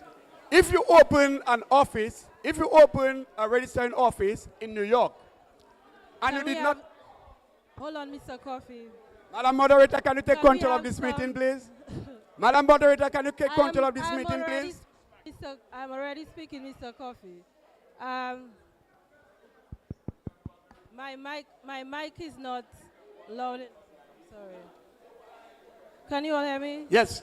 Couple more minutes. You have 2 points. Can we allow Mr. Coffee to wrap up, please? For those of us who are speaking, I'm saying again that everyone will get an opportunity. So can we allow Mr. Coffee to wrap up? Yes, right. Yes, so I was saying, if you open an office in New York for Dominicans to register, and you fail to open an office in Paris, France, then you are disenfranchising Dominicans who live in France. So I'm saying if you cannot open everywhere in the world, you must come to Dominica to register wherever you live. But I'm not against anybody coming to vote. Is that clear? Right. And in terms of, and Mr. Irish, I want to thank you for that very good point that you made with respect to the deaf certificates and linking it to the registry. I could not have understood that for many years, that you have a quasi-organization, the registry is here. The electoral office could link with the registry to get all information that regarding the deaf person. But when you die, that is registered. When you are born, that is registered. When you are married, that is registered at the registry. When you bought, if someone bought land, that is registered. And my final point I want to say, while it is very important, I would like to know where is the Electoral Commission in all of this? Because prior to Dennis Byron's report, remember he says that there were other consultations and recommendations made. But remember, the Electoral Office is mandated by law to carry out its function. Has the Electoral Office went to sleep? Has the Electoral Commission gone to sleep? Because it appears to me that they have abdicated their responsibility, because even in the absence of Dennis Byron's report, we could have had at least basic electoral reform. Thank you very much. Thank you very much, Mr. Coffey. So then I'm going to call the next three speakers. I would like to recognize the mayor, Royer, and then we have Mr. Ronald Charles, and then we have, I'm going based on my list, take it easy. And then we have Ms. Coralie Thomas. Okay, so these three speakers, Mayor Ermine Royer, Mr. Ronald Charles, and Ronald Charles is you. Coralie Thomas. Mayor, can we allow the mayor to speak, please? Good evening, everyone. Protocol has already been established. I'll start by saying my name. I'm Ermine Royer, the mayor of the city of Roseau. Firstly, I would like to extend a hearty welcome to all overseas observers, ministers of government present, and to all others in the committee who gather here this evening to share their views on the election reform. Madam Chair, I highly recommend you and your entire team on the manner in which you have conducted this consultation session over the past weeks. Though I have studied Mr. Byron's report, I wish to thank and commend the Attorney General for your overview, which has most certainly assisted me, and I can say others as well, in the manner in which you have really simplified it. But Madam Chair, it would be remiss of me not to also compliment the Dominican Labour Party government for openly bringing the election reform process to the public. And thanks to all Dominican nationals for their expressions and views on the subject matter. Having said that, Madam Chair, I have listened to all views expressed. I followed the consultation throughout. I would like to make my area of concern short, brief remark. Firstly, I wish to state the right to vote in Dominica should be given to all citizens of the country, irrespective of their presence, residence, or any length of time. I concur all views expressed in like manner. Secondly, on the question of the matter of campaign financing, I am in support of the views expressed by many that it should not be the responsibility of the government to fund any political party campaign in any election whatsoever. Madam Chair, let me say my position as mayor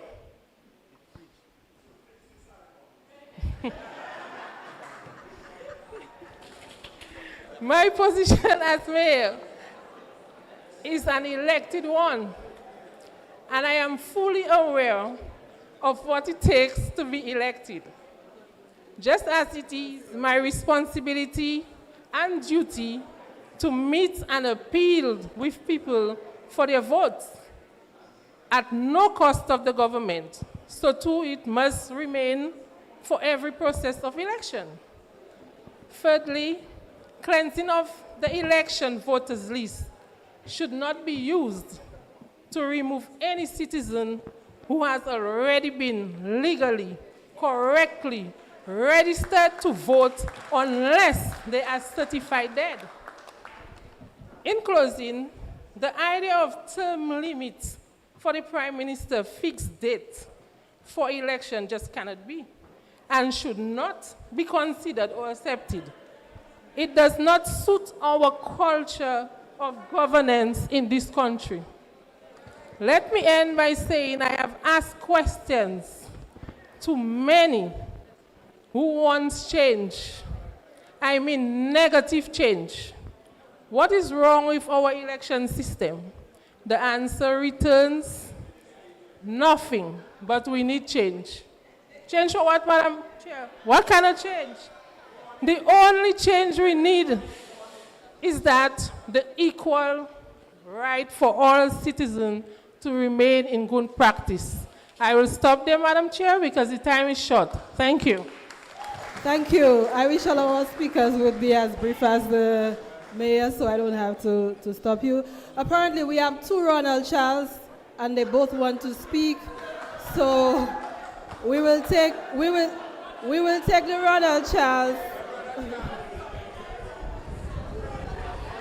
They have. Thank you. Okay, so we have. Thank you, Madam Chair. They've decided on which Ronald Charles will go first. So go ahead, sir. And then we'll have the second Ronald Charles. Madam Chair, can we please hold on before you start, Mr. Charles? No. I just want us to calm down before both of the Ronald Charleses start speaking. Okay? Thank you very much. Go ahead, please. Yeah, Madam Chair, there is the same Ronald Charles, and there is the original Ronald Charles. Madam Chair, I stand here and I want to say unequivocally, there should be no beating around the bush with the diaspora vote. I have never seen anywhere in the world where a government is taking away from its citizens rights and privileges that they already have. They have a right to vote. Why are we taking it away? Why are we talking about taking away the rights that our citizens already have? They already have it. I've never heard, Madam Chair, any example of any country, anywhere, where we have been involved in electoral modernization, where people have been denied of their existing rights. I've never heard of the benefits or even those who promote against the diaspora vote. They've never mentioned the St. Kitts thing, the St. Kitts example, where St. Kitts, a small country like us, struggling like us, have allowed their diaspora, the people outside, to vote. And they are yet to convince me. They are yet to convince me that the vast majority of our people overseas come home to vote. We all agree. We all agree that we have a large diasporan or people, Dominicans living overseas, a large population. We all agree. How many of them overseas were registered before they left Dominica? And how many of those who have already registered come back to vote? Bring out the statistics. How many of them come back to vote?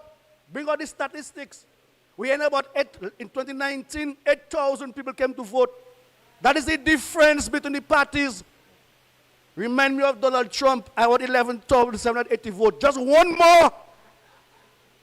Brothers and sisters, we have to get serious. We have to get serious. And government, we are here tonight because the government's efforts to frustrate fixing up the problem that we say we have, or rather, government's effort to fix up the problem we have tonight was frustrated back in 2018. We have voice clips. We have press releases where the opposition said they agreed to the amendments that Dominica was going to make. It's all over the place. 1 week later, an injunction filed to prevent government from going ahead with the amendments. It is a fact. We know that.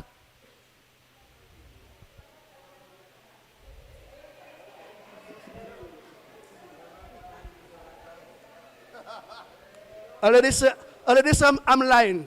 Anybody heard the leader of opposition said that we agreed to the amendments? Shouting he lying. Brothers and sisters, voters ID. Voters ID. And some of us think that because of voters ID, if we get a card in my pocket to be used once every 5 years, that will put me in government. How can it be, brothers and sisters? 2 weeks ago at the State House, a gentleman calling from the United States or Canada, he mentioned and speaking about the constituency constituency, or rather the virtual constituency. When he was asked how it will work, what he said, unleash the power of the young people, they'll find a solution. A day later, another gentleman came and he said about the bloated voters list, I can be cleansed in a sharp time. How do you do that? Unleash the power of the young people with their skills in technology.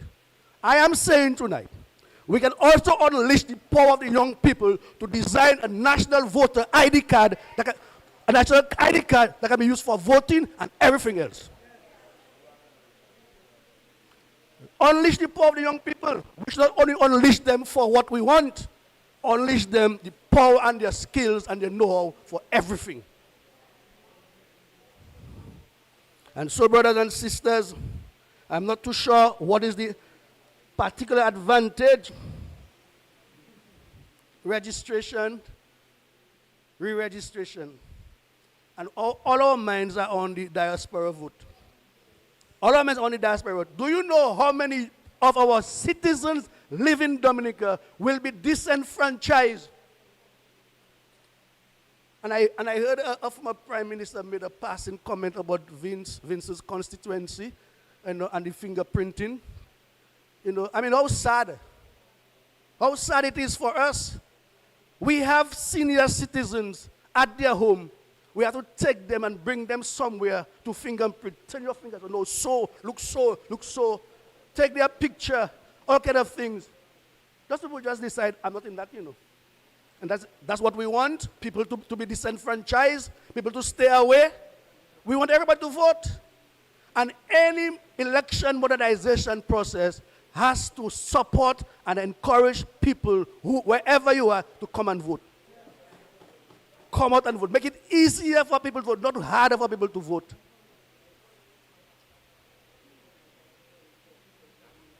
Election campaign. You recall some time ago, there were some rich friends and family in Europe? Huh? Rich friends, I know that one? Rich friends and families in Europe supported our party. You remember some time ago somebody was chosen to be leader because of his expertise in fundraising? Am I lying? Experts in fundraising as a fundamental criteria to be leader. We're talking today about campaign financing, state sponsor, and then they say we're lying. That's not what they said. They said something else. Give us a break, man. We understand. I stammer, right? You realize I stammer, but I read English very well. I read and understand English very well. So, I see my boy. Yes, Mr. Charles. We have another Mr. Charles to go. Yeah. So let's. Madam Chair, this week there, I came away very, very saddened by the onslaught that was unleashed on the diaspora vote. Suddenly, our diaspora people are of no value to us. Suddenly, our people living in the diaspora means nothing to us. We forget that they put their money in the banks that we use, that we borrow from the bank. We forget that. We forget that they build houses here They pay VAT, they pay taxes, they rent. Okay? We forget that suddenly. Because of a partisan expediency, because of partisan reasons, our people living in the diaspora means nothing to us in Dominica. How sad. How sad. But let the people of Dominica talk. Let the people, like I said, the people here have almost more individuals than was in the Rosedale last week. Okay? Let the people talk.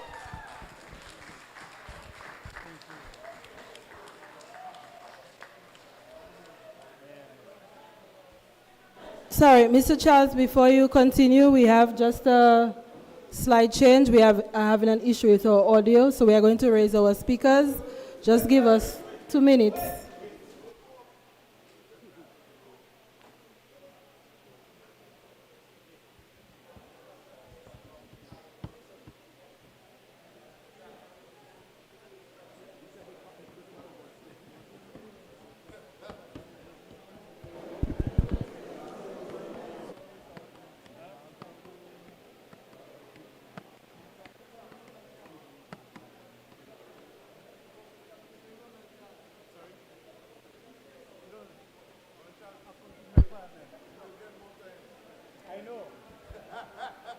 Expect to get your return last, huh?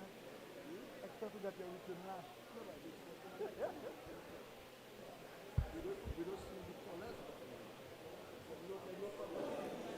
Just let me know when we're back on.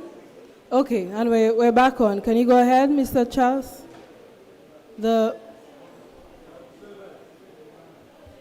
Okay, we are reconnecting. Sorry.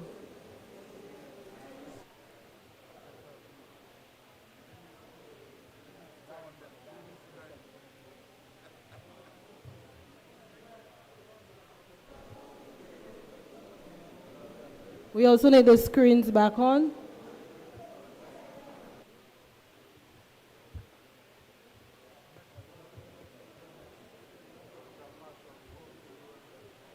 All right, the Zoom is still on, the observers are still on, they're just not showing on the screen as yet. But they are on. My office is confirming that they are on, Mr. Charles. So let's go ahead, we'll get them back on the screen shortly. Okay, good evening to everybody. A special good evening to the head table and the acting Prime Minister in our midst. Good evening to you. And of course, the observers and all the other dignitaries in our midst. President of the United Workers' Party, Mr. Lennox Linton, is in our midst. Good evening to you, sir. And of course,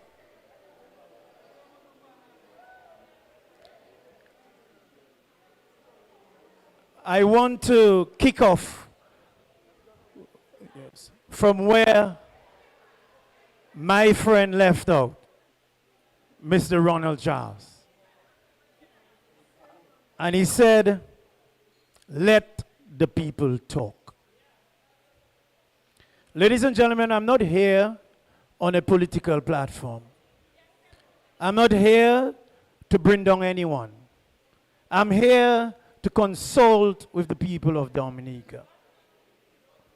You may like me, you may not like me, you may like my party, you may not like my party, but we are one Dominican. So while I say this, let me start off from page 5 of the report, Electoral Reform Commonwealth of Dominica, and it states this. And this is very interesting, and I'm just here to give my remarks. The Association of Caribbean Election Organization has been in existence since about 1998. It brings together election officials from approximately 22 countries and dependent territories.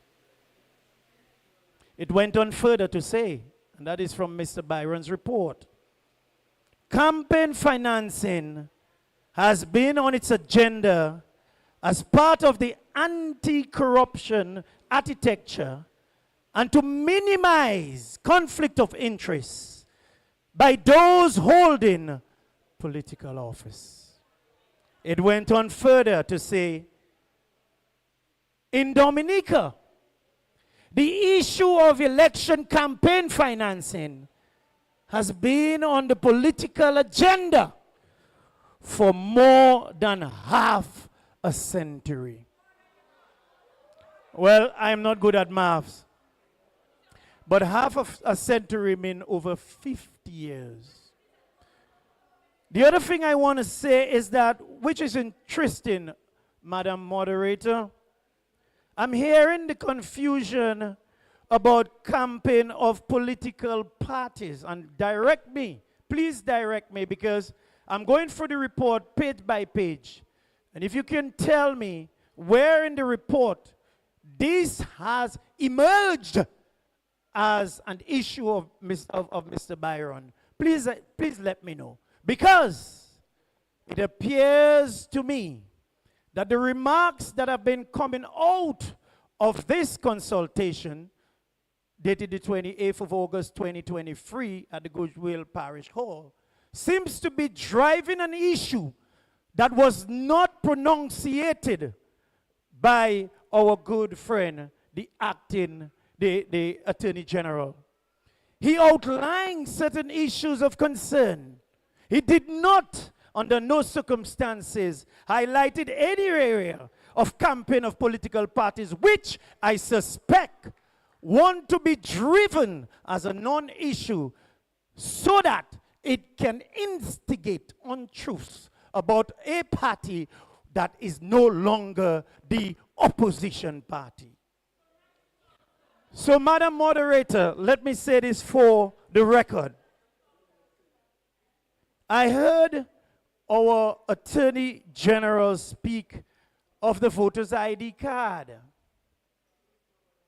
And he said, it may just be a situation of call it what you want. Words to that effect. So you can call it national ID, you can call it voter's ID, but you know what I mean. Whatever name it is, we know where we're going with it. I will ask one question to the Attorney General, one of the highest offices in Dominica. The question I wish to ask, Madam Moderator, if you're stopped by a police officer while driving a motor vehicle, would he ask you for your national ID or your driver's license?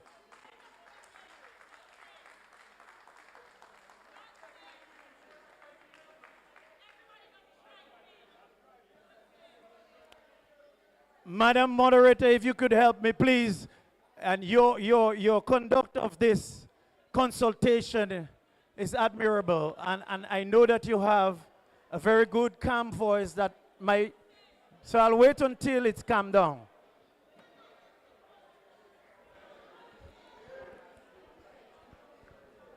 Ladies and gentlemen, if you were to go to the Social Security and you have an issue with your returns, would they ask you for your voter's ID card?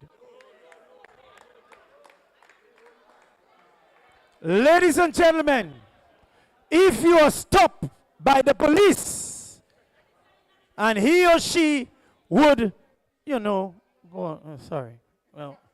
arrest you, would he ask you for your voter's ID card or your ID? What would he ask you for? I say this to say, ladies and gentlemen. Can we have some order, please? My mic is...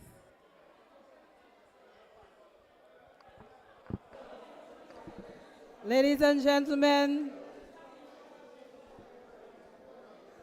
can we have some order, please? We are extending this for a much longer time than we need to. So let's allow Mr. Charles to wrap up so that we can move to the next speaker. Thank you. Ladies and gentlemen, therefore, Madam Chairperson, if one were to travel from one jurisdiction to the other and they have to go through the airport, would they ask them for their voter's ID card? They would ask them for their passport. And therefore, Madam Speaker, I appreciate this consultation. If I'm in a line to vote, I want the invigilator, the registered officer, to ask me for my voter's ID card. Therefore, ladies and gentlemen, we should not, according to the famous saying, we should not shift too far or drift too far. We must not drift too far. We must remain where we have to. So, Mr. Attorney General, please, there is a significant difference. I believe, and this is me speaking, because I'm also from the Roseau Valley, we need to do the re-registration. Ladies and gentlemen, think about it. Think about it. In America, you have millions of people. In India, you have millions of people. In Jamaica, you have millions of people. In Dominica, let's say we touch on concern about 70,000, with 50,000 being permanent residents. So therefore, ladies and gentlemen, I believe what is wrong with it? What is wrong? Ladies and gentlemen, go into your heart and ask yourself for the generation to come, what is wrong in doing the correct things? Nothing is wrong with it. Ladies and gentlemen, let me move on. Well, I was once a candidate for the Roseau Valley twice. Well, she said, and ladies and gentlemen, the issue of the media and the state-owned media being equal to everybody is fundamental to our democracy. And therefore, ladies and gentlemen, I know in my constituency, for example, there are elderly persons who only listen to DBS radio. And therefore, that equal opportunity is fundamental to our democracy. Let's try to wrap up, Mr. Charles. Thank you, Madam We have about Moderator. 20 speakers to go, 25. Thank you. That is good. I will just say one thing for the record. I am happy that the international observers are there. And I'm saying directly to them that their observations that have been gathered throughout these consultations must be copious. And their notes must be directed in a way that would not take away the voices of the people. So we are waiting on your recommendations. Let me say this further, and this is for my friends at GIS. To my friends at GIS, let's wrap up, Mr. Charles. I could be subjected to corrections, okay? I'm a fella. If I am wrong, the records are here, I will say, well, I was wrong. But I've been observing the replays of these consultations. And I would just ask that it be balanced. That's all I ask for. That's all.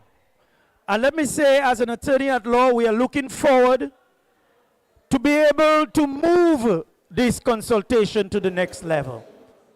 Our people are good people. Our people are thinking people. Dominicans as a people, we can do it. We can make the changes so that we all will be on a level playing field. This is not about Dr. Daru. This is not about Ronald Charles. This is not about my good friend. This is not about Mr. Linton. This is about our... Thank you very much. Thank you very much, Mr. Charles. Could I finish, please? And therefore, this is not about just one set of us. This is for the next generation to come. Please think of your children while you make your decision. Thank you. Thank you. Thank you very much, Mr. Charles. Let's have Coralie Thomas. Coralie Thomas, can you stand and take the mic, please?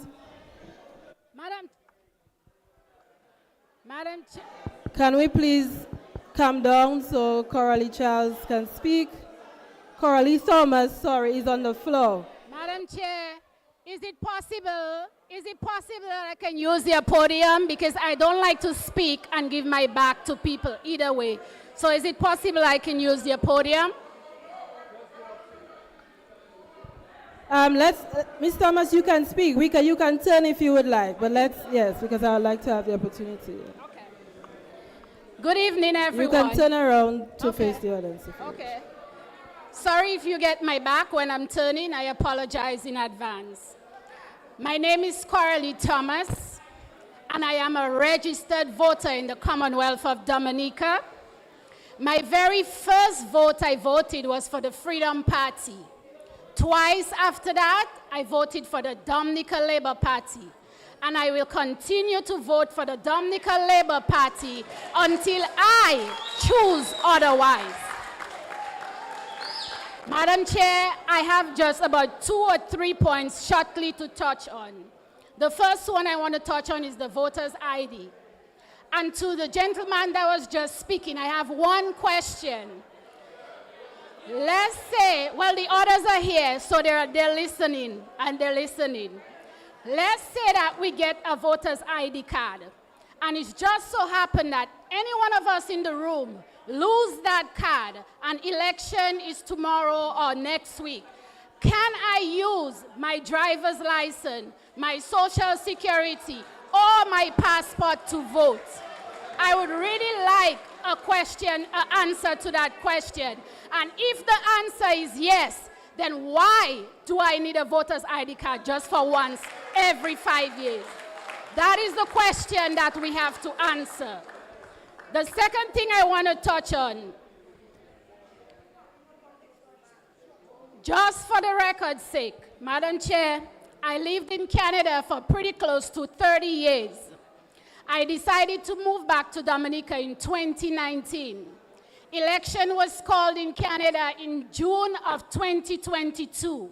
For the record, this is my voting information card that was sent to me in the mail with instructions of how and where I can vote, whether it be online, whether I come in person, or whether I stay in Canada. This is what that was sent to me. And as a registered patriotic Dominican, you want to give me criteria on how I should vote with 50 and 90 days? You must be kidding me. You cannot give me criteria. I'm a registered voter. You cannot give me no 50, no 90, no 5 years, no whatever. I will fight for my rights. And I believe, Madam Chair, I am starting to get that feeling of somebody's trying to put Dominicans to sit back in the bus. Rosa Parks and others has fought too hard for women and everybody to vote. And for somebody to be sitting in a very cold AC office and want to dictate to Dominicans how and where and how we can vote. We will not put up with that. So you can take the message back to them that we in the small island, as they like to call us, we will vote for who we choose to vote. And we have been choosing the Dominica Labour Party. And when we choose otherwise, you're not even getting a chance. So let's not even go there. Madam Chair, my final point, Madam Chair, is on the idea that dead people vote. I've never heard things more ludicrous than that. This is just, Madam Chair, my father died in 2019 in Canada. And I can guarantee you that he did not vote in the 2 last elections in Woodford Hill. Because if he did, the whole of Woodford Hill village would leave Woodford Hill. because he didn't leave Canada as a dead man and come to vote. And finally, Madam Chair, I just want to say on the whole diaspora thing, you want to prevent diasporans or Dominicans living abroad to come down and vote, but yet still you want a diaspora constituency, a virtual constituency. That doesn't make sense to me. Like, I mean, if you want to come and present something, make it make sense. Let it gel. Don't just come and say things and say things and say things, because guess what? Some of us will listen and some of us will read, and I've been reading that. And if you want to pick and choose whatever you want to fight for, I am going to pick and I'm going to choose to fight to vote. And as long as I am in Dominica and I am a registered Dominican, nobody will prevent me from voting. And Madam Chair, finally, I'm going to stress again, I would really love the question to be answered. If we get a voter's ID card, which I'm not for, national ID card, but just if in case, and I lose it, please tell me what other form of identification I can use to vote. And if you tell me my driver's license, my passport, and my social security, you answer your own question. Thank you. Thank you. Thank you very much. Before we continue, a few questions or comments have been posed to the Attorney General, so I'd like to give him an opportunity to respond, and then we'll go to the next round of speakers. Thank you, Madam Chair. The first thing before I address the specific question, just to say a number of people have been raising the issue of deaf and the connection between the registrar or the registry and the electoral office. There is a process in law as it exists at the moment, and indeed the registrar sends the name of deceased people to the electoral office on a regular basis. Those names are copied to the Attorney General, so I am telling you what I am aware of. What happens when they get there, I can't actually speak of at the moment, but I would imagine that names are being removed. So there is a process, and it's a process that's in the existing legislation to provide for that. It is also in Sir Dennis's draft. That's number one. Number two, Electoral Commission. The Electoral Commission, I've addressed that previously, but just to repeat, the Electoral Commission's role is set out in Section 38 of the Constitution. Those of you who wish to read it can read it subsequently. It is limited to what they are entitled and rightly supposed to do. And in respect to this actual electoral reform, electoral modernization process, what is required is that the legislation, before it goes to Parliament, must be sent, submitted to the Electoral Commission. It will be submitted through the President to the Electoral Commission for them to review and make their comments. That is at Section 51 of the Constitution. So you can look at Section 38, you can look at Section 51 of the Constitution. Finally, in response to my legal colleague, the Ronald Charles II, and his reference to the identification cards and his question to the Attorney General as to if the Attorney General was stopped by a police officer, and what would the police officer ask for? Would he not ask for a driver's license?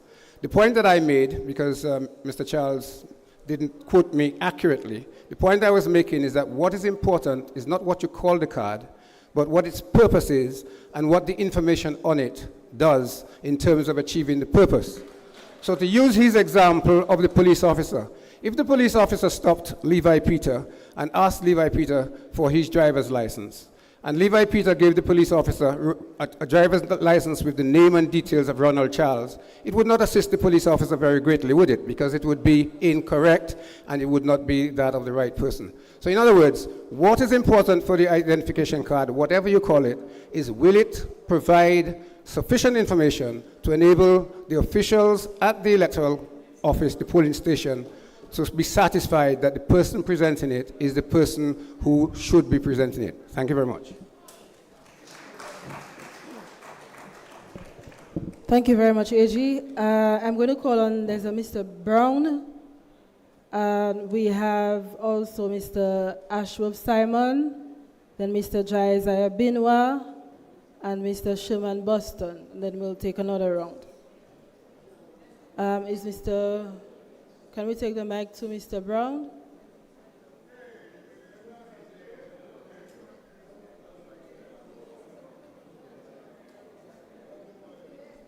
Oh, Ashworth Simon is Mr. Brown? Okay, that shortens our list then. Go ahead, Mr. Simon. Hold on, your mic is not yet on. Can we just check his mic for him, please? Go ahead, try to speak into the mic.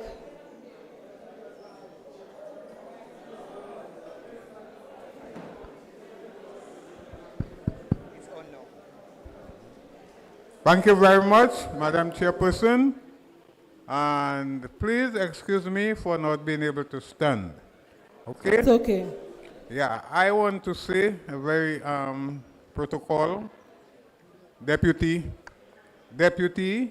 our acting Prime Minister, members of Cabinet, our humble observers, DBS, I have to big you up because you give me all of them at my home. I have to big you up tonight for everybody to hear. Because you bring it live. And I want to say, my fellow Dominicans, my compatriots, Dominicans. Madam Speaker, tonight I am here very briefly. And the reason why I am here tonight in my physical condition is because I have some disappointments. Two disappointments. One is a small one and the other one is a big one. So I'll take the small one first. I am disappointed in Sir Dennis Byron. And why I am disappointed in him is because when I got the copy of the report just about 1 to 8 days ago, probably a little more than that, I couldn't go through all the report, but when I get to page 5 of 18, I saw something there that disappointed in me. I saw the word mandate. And when I saw that word, it hit me, and you know why? Because we all know the amount of debate, the amount of talk, the amount of things people was talking about getting to understand what was the mandate. And we get no information on that. Right now we have the report. So seeing that Sir Dennis mentioned that there, I thought he would at least give us a little précis, a little thing, a little short explanation as to what the mandate was. He didn't have to give us the whole thing. Just give us a little thing. But he didn't. I was disappointed in that. That's my small disappointment. And the other thing, I find some of the things, his conclusions. For a lay person, I find they were a little bit. Anyway, my big disappointment is in us, we Dominicans. And I'm bigging up DBS because I listen to every one of them from the first time.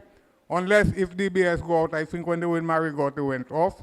And when it have cricket, I watch my CPL on my TV and I listen on the radio. When it haven't got cricket, I watching it on my TV. And I'm disappointed in us. And the reaction here tonight is the worst. I'm not putting water in my mouth. And So, why am I disappointed in my people? It's because that thing Mr. Dennis give us there is not a joke. That is not a joke. That I put that in comparison to God giving Moses the 10 Commandments. The difference is God gave Moses the commandments. He tell him what we should and shouldn't do. Sorry. But in that thing, it is giving us an opportunity for us to say what we want for ourselves as Dominicans. And all the 90% of what I've heard already is just subjective. Subjective. People there, those campaigning. And they don't see the value of what we're doing. That hurt me. And that's why I said, I don't care what happened. I don't care how. But I want to be there to make my point. Because if I couldn't make it here tonight, I don't think I would die a happy man. Because I would be disappointed. And you know, it's because that thing there, we're talking about that reform. A lot of things that happen in Dominica, and that reform is essential. Because I can bring our minds back to two incidents. One happened in 1975, and it's happening up till this day in our election. And the other one happened in 1985. It has never happened again. I will tell you, don't be too harsh. I don't give you nothing halfway. When I come to tell you what I come to tell you, hoping that you will learn from what I tell you. Okay, so my people, that is my disappointment in you. Now, I want to move to my second point. I have only 3 points or 4 points, but I have a lot of suggestions. Okay? Electoral Commission, my brothers and sisters, I lost faith in that office since after the 1985 election. I don't know about all you, I never go there. I lost faith in that office since after the 1985 election. And we should know what happened in the 1985 election. After, how could you, as an electoral office, hoping to lead people in the right way, after a party contested an election in 1985 with a symbol, in the 1990 election, another party have the symbol without you informing the party that you're giving away its symbol? Oh, you know this law? Of course. And let me tell you something, that is no joke. That is no joke, and you know why it is not no joke? Some of us, there's a saying that say you train a child the way the child should go. And if you don't, then the child will go astray. It also said you check a plant the way you want it to go, because if you alter the plant, it will go in a way you don't want it to grow. And what happened? That is why today I hear some people asking why some people behaving so. But to me, if you do something wrong from your first time, you go believe every wrong thing right. And that is my point. If you do something right from the beginning, you get away with it, you're going to believe everything right. That's why, and I'm not there for partying, because let me tell you, 1970 election, I was 17 years, 11 months, and 26 days. I could not get registered before the election. No, but it's the report, election we're talking about. Election we're talking about. And brothers, 1975, I vote for every party already, you know. Every party. Labour in 75. Alliance, no, yes. Freedom in 75. Huh? Yeah, Labour, no boy. Anyway, the point is because let's round up, Mr. I don't Brown. want to take time. Yes, I come in. Yes. So therefore, I want to say that, okay? When we come to on page 11 of 19, Dr. Byron said on the composition, I want to suggest a new composition for the Electoral Commission. A new thing. You see, I will keep one thing. The president will elect the chairman. And after that, all political parties have to get together and choose one. All of you can agree now, or you have to go and agree to choose one. Because what we're doing, we want to bring ourselves together. We want to work as a whole. All churches go together and choose one. All business and other interests go together and choose one. And then the last one, the National Youth Council, get it with one observation. If National Youth Council has anybody that below 18, they cannot be qualified. Because I will not support we putting our children on the electoral list at age 17. We see what happened. Yes. Okay, my final point. When it comes to the diaspora and the voting and all that kind of thing there, all right, we have to do certain things. I want also to suggest the Social Security has a template where they contact people and they get to know certain things. We cannot do everything like Social Security, send people overseas and them kind of thing. But what we can do, we can use that template to get to our people who are registered. I'm not in favor of taking out nobody's name on the list unless you verify them. I'm saying that. And what I'm saying is we can verify. We can verify. So if you see 5 years somebody to vote, 10 years somebody to vote, you send in the personal letter, just like Social Security do. Send us a letter and say you're alive. Thank you. Thank you very much. Mr. Simon, I'm sorry I have to cut you short, but thank you very much for your last point. Okay. 1 minute. Go ahead. Okay, my brothers, in concluding, I want to say that the voting ID card is useless. A national ID card is what we need because we can put all the other information into it, okay?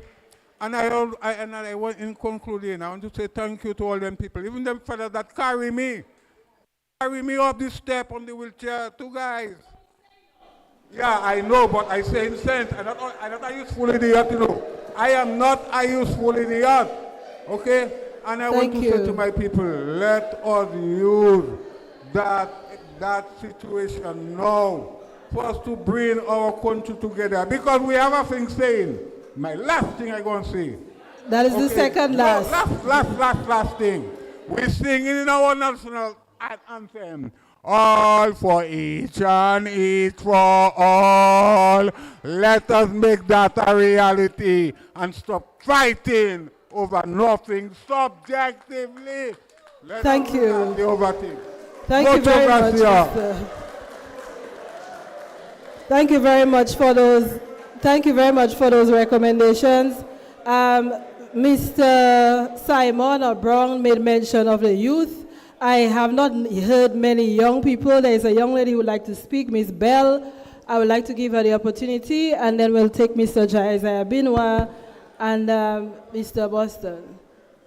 Good night. Good night. Go ahead. Can you hear me clearly? We can hear you very clearly. Go ahead. All right. In terms of the ID for the electoral reform, I think that there should be an ID, as many youth, especially those who just turned 18, do not yet have a driver's license and do not work, so they don't have a social security card. It would benefit them to have an ID. And our precious passport is not something that we walk around with in our bag every day, and it's kind of a hassle to have it. You don't want to risk it. However, the national ID should be a choice. We should not be forced into making a decision to have one. And also, if you want youth to get a national ID, we are not really in favor of the biometrics. We do not want to put all our information on a card for anyone to have like that. That's it. Thank you. Thank you. Thank you very much, Ms. Bell. To the point on a very specific matter. Let's take Mr. Isaiah Binwa. I believe he's another young person.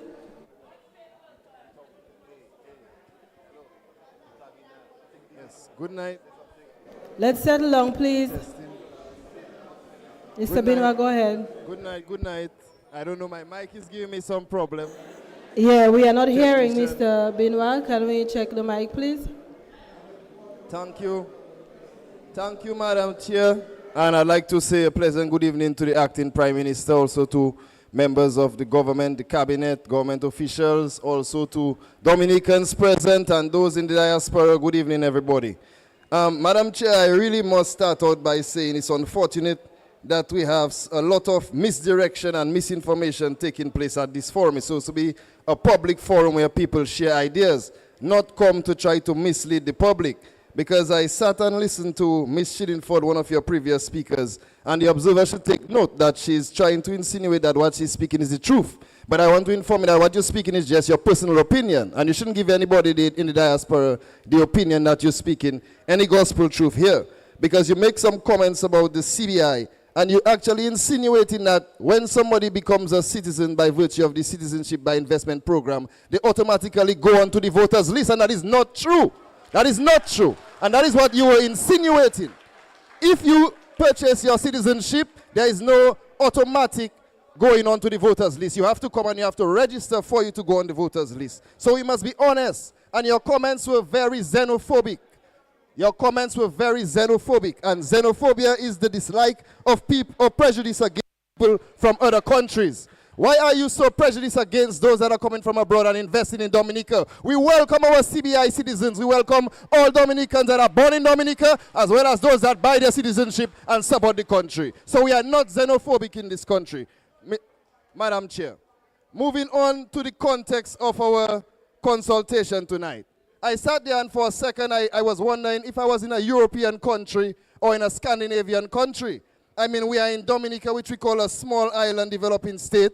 It is located in the Caribbean, which is, in the West Indies, which we were subjected to over 400 years of the transatlantic slave trade. And prior to the slave trade, us as black people and Kalinago people, we had every single right given to us by God. And during the transatlantic slave trade, we had no rights. And hundreds and thousands and millions of our forefathers and ancestors died for us to get those rights. And here we are today, throwing them away like they have no value. People like Jacko and Bala would be turning their graves if they see Dominican throwing away their right to vote like that today. Madam Chair, what I'm seeing happening here, it seems to me anybody that is Dominican, we have common sense. And we like to say obviously when something is not making any sense. There are some recommendations I would say that don't make any sense to me. And it seems obvious to me like somebody is trying to put layers and barriers to prevent me from voting. Barriers and layers to prevent me from voting, Madam Speaker. Sorry, Madam Chair. Okay? And if you look at, I just want to, before I go into the barriers, let's look at the campaign financing. Campaign financing, they said that it's been up for discussion for so long. But my one point, or my one contention with the recommendations of Sir Byron is his point about campaign finance limits. I don't see any point in limiting the amount of capital that a political party can raise. First of all, we're in a very economically challenged space, and we need to raise as much funds as we can. Now look at history in the United States of America, where the first black president emerged by taking the decision to forego campaign finance from the Treasury. That is to say, he said he didn't want any finance from the American Treasury. And he raised almost $1 billion on his own. If you had set a limit on Barack Obama, arguably, he would not have been the first black president in the history of the United States of America. And we're looking forward to dynamic leaders like Barack Obama coming from Dominica, just like Roosevelt Skerrit and those that have gone before him. So we don't want to set any limits to campaign finance, Madam Chair. Next, on the issue of voter ID cards, I want to thank Ms. Shillingford for her very emphatic presentation, because I've been listening for weeks and months, and even tonight, and I cannot hear one speaker give me a logical reason for the need for a national identification card. There is no logical reason. We have a passport, we have a social security card, we have a driver's license. Now, even in the post-terrorism era, I can still travel to a CARICOM country on my driver's license or my social security. So I can travel abroad and go through all of the checkpoints in an airport, and you're telling me I cannot go into a ballot box and vote, a polling station and vote? That doesn't make any sense to me. That doesn't make any sense to me. I personally believe this card is useless, and we have established mechanisms by which we can identify a Dominican citizen. This voter ID card is just the first barrier to prevent you from voting. The next barrier is the so-called verification or re-registration process. We know this is going to be very challenging. We know there are some people that are not going to be able to meet whatever requirements you are making. So treat this one very carefully, because this is a potential barrier preventing people from voting. Once again, this re-registration or verification process. The time frame, to say that I have 50 days to come back to Dominica to make sure that I can vote in an election is just ludicrous. And it says to me that this report was somewhat out of context. I believe that from the time you are born, you first of all have to wait 18 years before your name can go on that registration, on that register of voters. Only deaf should take your name from that register, brothers and sisters. Only deaf. We should not have any time limit. And I don't see how Sir Byron, his salary must be bigger than a lot of us, but how are we going to afford a plane ticket in 90 days to come down to make sure we can vote? It's like you're not taking the socio-economic reality of Dominica into context, and you're proposing these things. 50 days, 90 days, come on. That's a barrier, that time frame is a barrier to prevent you from voting, brothers and sisters. And lastly, I would say, on the issue of access to the media, we have to be very careful about equal access to the media, because I saw some recommendations saying that the opposition should be given equal time. But let's look at tonight. You have Ronald Charles trying to insinuate that the driver's license and the passport is like, you cannot use it, you know, in the wrong place at the wrong time. He has misdirecting us, insinuating that the voter's ID is required. That you say when you go to a police is going to ask you for your driver's license. But I made the point, as we say, you can travel to an airport with your driver's license, your social security, or your passport. So he's just trying to misdirect us. Okay? Same like Mrs. Shillingford. So when you give people access to your state media, especially during an election, and they go in there saying what they want, misleading the public, I do not support that. The state media is a very reputable form of information dissemination, and I think it should be for only government officials who have the responsibility to disseminate accurate information, not just what they believe. Thank you very much, Madam Chair. Thank you. Thank you very much for that contribution. Mr. Boston, Sherman Boston. He's right there, standing.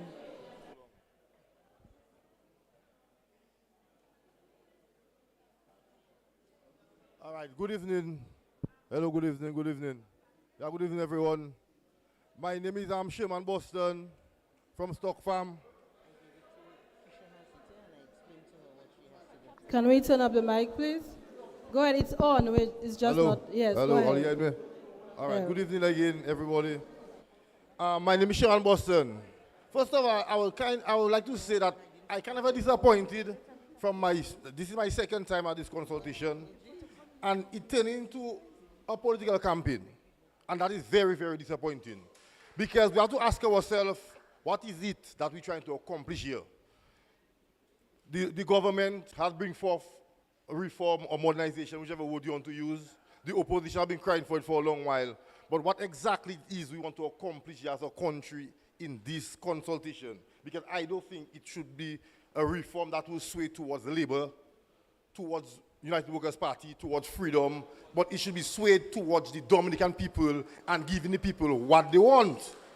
So I don't think that we should come here and just try to bash each other by when they give their opinion based on what they believe and what you believe, because plenty of us thinking what we're saying is correct, and we say what we're saying is very wrong. But anyway, I won't dwell too much on that, because actually tonight I thought as they had invited members of the local government, authorities around Dominica, or some parts of Dominica, that they'll be afforded the opportunity to speak, because as they are part of the election process. So I came in here, I was there the first time when the candidates of the last election was there, but as I said again, it had turned into a political discussion, bashing left and right, so I decided not to speak. But I came today to speak, and I was kind of discouraged, almost ready to leave. Then I heard my name called by Miss Prevost, so then I decided I'll stay and speak. Now, certain things we're looking at in this Mr. Byron report, and I would like to say, like, if you read through it, and you take your time and read through it, Mr. Byron giving some very good recommendations, but he's outlined in other person's recommendations, and I think that some of us are taking what he outlined as other person's recommendation as his recommendation, because he outlines certain recommendations by the ex-political leader, he recommends some recommendations by the government, and other stakeholders. But some of us, when we read it, it seems that we're reading it like everything that is in the report is from Sir Dennis Byron, and I think that is wrong. Now, in the terms of registration, I think what we need to talk about, persons that are eligible to be registered. People that are registered already, but people that are eligible to be registered. Because I don't think it is fair that right now we are in Dominica living, and the United Kingdom have put restriction on us to come to United Kingdom. But at present, our law states that if somebody from the United Kingdom come to Dominica, they come here and they stay here for a period of 1 year. They are eligible to be registered and to vote. We're talking about all kind of things about our cousin in studying and our auntie. You know, our legislation saying that someone from Africa, once they're from a Commonwealth country, can come here, stay here for a year, and they can vote. And we're talking about decentralizing, but we don't have a franchise. You don't have nothing. And Steba even said that in his report, you know, the predominant feature that making somebody eligible to vote in Dominica is not being a born Dominican. And we are fighting over all that kind of a thing. Not seeing that our present legislation, which is the colonial legislation we're going forward with, we have to try to take out the colonial rule from that, because that legislation was designed to make people from England come Dominica and they can choose who that have to run Dominica. And we're trying to take that forward, and we are hustling about workers and labor and not seeing a big picture of what we can accomplish now. I think that is saddening, that is disheartening, and that is just wrong. But anyway, as I said in my beginning, everybody entitled to their opinion, so it is not a problem. I don't want to stay too long now because, honestly, I don't get too emotional. Now, on the proposal by Mr. Byron of the increase of persons coming to Dominica, they can stay 90 or 50 days. Someone even recommended they should change from 5 years to 10 years. I want to ask a question. Presently, it is once you come to Dominica, 1 year. How is that information being stored? How is it that somebody know that that person was in Dominica for 1 year and he can vote? So even at present, what we have, there's not a working system to even ensure that the person, what we have now, are actually eligible to vote. But we are making noise about trying to make our political party have strength. At the end of the day, when you look at it, if we push forward that colonial law, all we're doing when you see we choose politics is choosing who's going to hold the whip over our back. Either workers, either labor. But we need to look to liberate ourselves as a people. And we cannot do it when we have this kind of laws in place. I will hold the firm fact that what we need in Dominica is a total legislative revamp, because that thing there have too much loopholes for wickedness, and that is what that causing confusion. And to the government, in the interest of peace and unity, certain things, especially in cleaning the list of dead people, if there is such a thing, because people are saying, my family, he died how long? And he's on the list. I don't know. I have a brother that passed away. My mother went to the electoral office. His name is not on the list. But we can set out an amnesty to the people to bring in the death certificate to make it legal. Because you can't just say, he died, take him on the list. But they have to have some proof. So we can have an amnesty. And then going forward, as Mr. Irish rightfully advised, that there is a organization from registry to electoral office. I know rubbish, man. You see, all you come there for the cheerleaders, and all you tell us we're going to have a nice formal discussion, but we bring in our cheerleaders here every time. If you watch that thing, and it's embarrassing, you know, because we have observers here, and I show to them it is embarrassing when we bring people here to just shook our pom-pom, because it's supposed to be a neutral discussion. Okay, no matter which party you support, and don't matter the color, because somebody say something to change the law for neutrality, for it to look and press them down, because at the day when it change, it's for all of us. If it remain the same, it's for all of us. But we're looking at it like it's a political thing. But if we don't defend democracy, all the freeness things you see we're looking for will just become our jail cell. Because I can guarantee you, in the absence of democracy, the only place you get in freeness things is in prison. I have much more to say, you know, but maybe a time I'll come around and when they will have a civil discussion based on what we want to accomplish here, maybe I'll make another observation, but for tonight, and Madam Chair, I'd really like to have a hard copy from to read that thing thoroughly and maybe give a better discussion.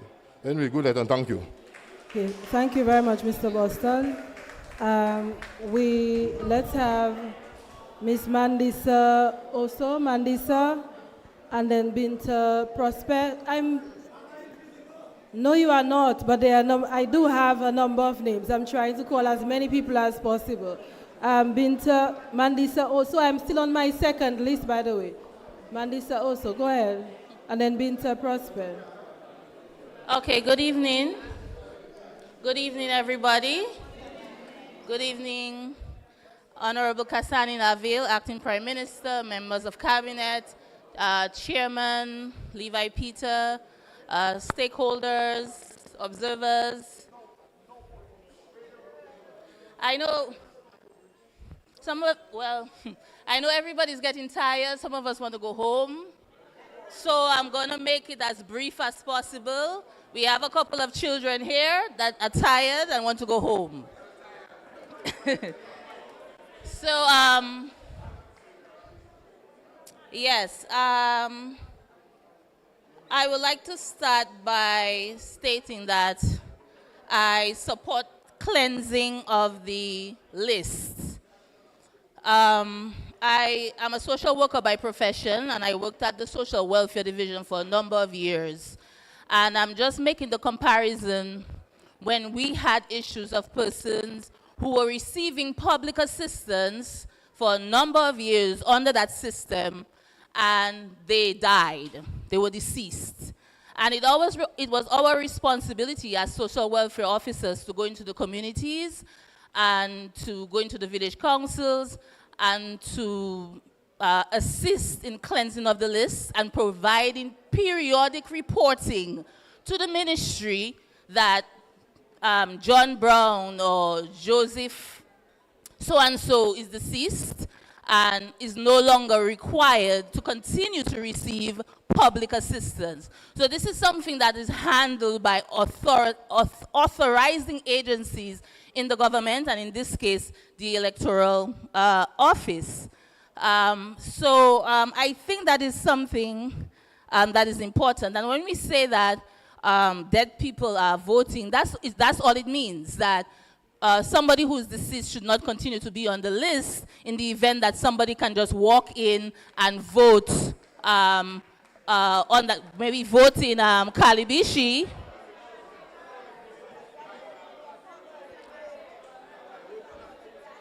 Can I finish, please? Let's allow.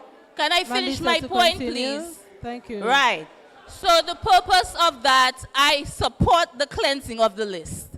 It's important we have authorizing agencies that can do that. Because I'm comparing the welfare division. There were persons who are deceased and a cousin or a family member was still coming to pick up the money. So it was important to cleanse the list. This is all I'm saying. I support cleansing the list to ensure that persons who are deceased on the list, somebody is not coming in to vote for them. That's all I'm saying. Secondly,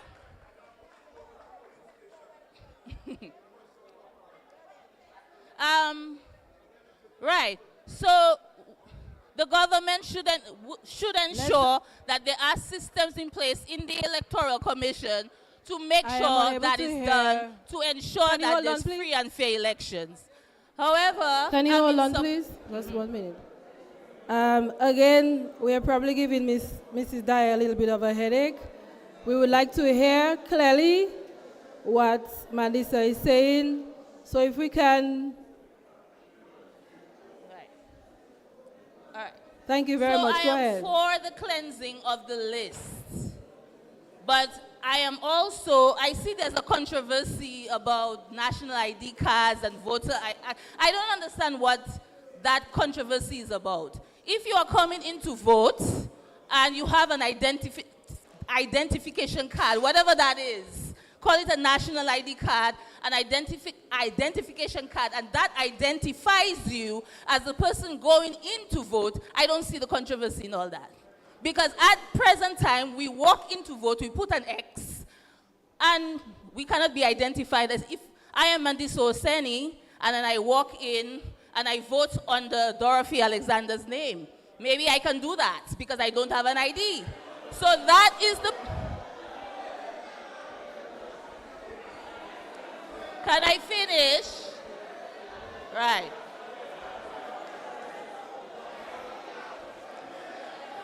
Can I finish my point? Can Mandisa complete her point, Right. please? I realize it's late and some of us are... Can I finish my point?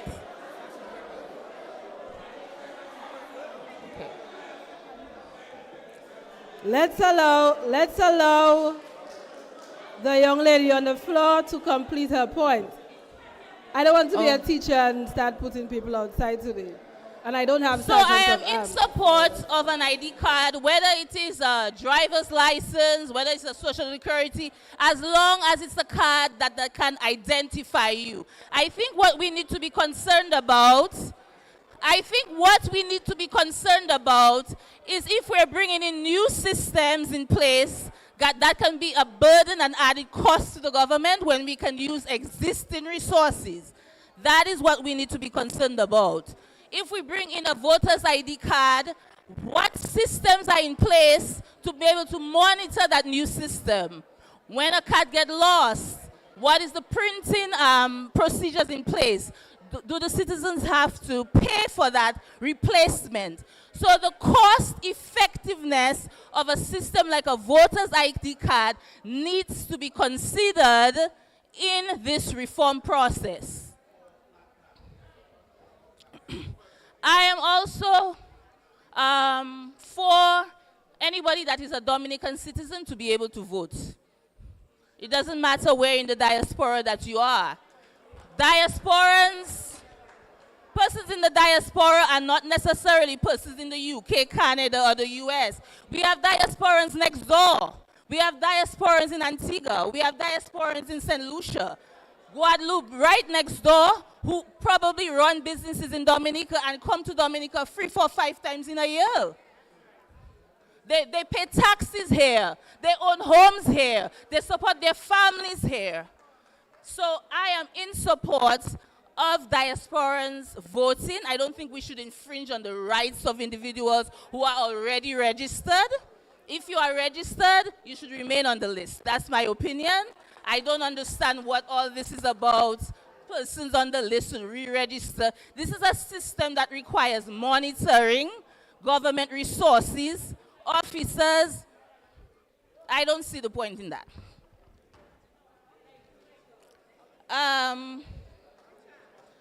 I don't like to piggyback on politics in the UK and America. I hear a lot of, persons talking about piggybacking on how things are done in the United States. So I am not really for piggybacking on how things are done in the US to be done here. But if we're looking to modernize the electoral reform, the electoral process, we can consider fingerprinting, persons maybe being able to vote when they're not in the country, like this lady said. I understand that Americans, they can be anywhere in the world, they can go to a nearby embassy, they can vote. Because we really don't want to interfere with the democratic rights of citizens who are voting in Dominica. Thank you. Thank you, Melissa. Let's have Binta Prosper. I know that a number of people are putting up their hands, but keep in mind we had a number of individuals who put up their hands very early on, so we have a long list. Let's try to see as many as possible. Binta Prosper, is there Binta Prosper who had a hand up earlier? Okay, if not, then we have Mr. Ken Thomas. Mr. Ken Thomas. Hold on, Ken Thomas. He had his hand up very early. Go ahead. Good evening, everyone. Good evening, everyone. I just want to... Good evening. Go ahead. I want to give due credence to the acting Prime Minister and the Cabinet and everybody that's present, including the monitors. So, I have just around 2 points to make. First of all, I'm a born Dominican. And a few years ago, I migrated to Canada. I lived there for a couple of years. Now I come back here, and now I'm being told I come back here, build my house, open a business. Now I'm being told that if I go back, I have to spend up to 50 days or 90 days in order to remain on a list. This is pure nonsense. Whoever come up with that idea, just trash that. That idea about removing people from the list, just trash that. That makes absolutely no sense. Okay? Every Dominican have a fundamental right to vote. That is one of the most important things you can do for your country, is to vote. That is almost comparable to being free to go to church wherever you want. So I don't see no reason why somebody should tell me I'm a born Dominican and I cannot vote because I am living in Guyana or Canada or the US. This is pure nonsense, okay? So whoever come up with that idea, just trash that. Foolishness. Second point.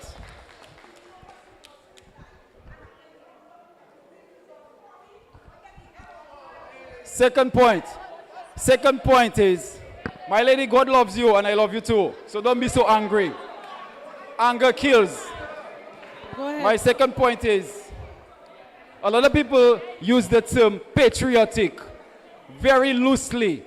What is the meaning of patriotic? The Oxford Dictionary says that patriotic is having an expression, having or expressing devotion to and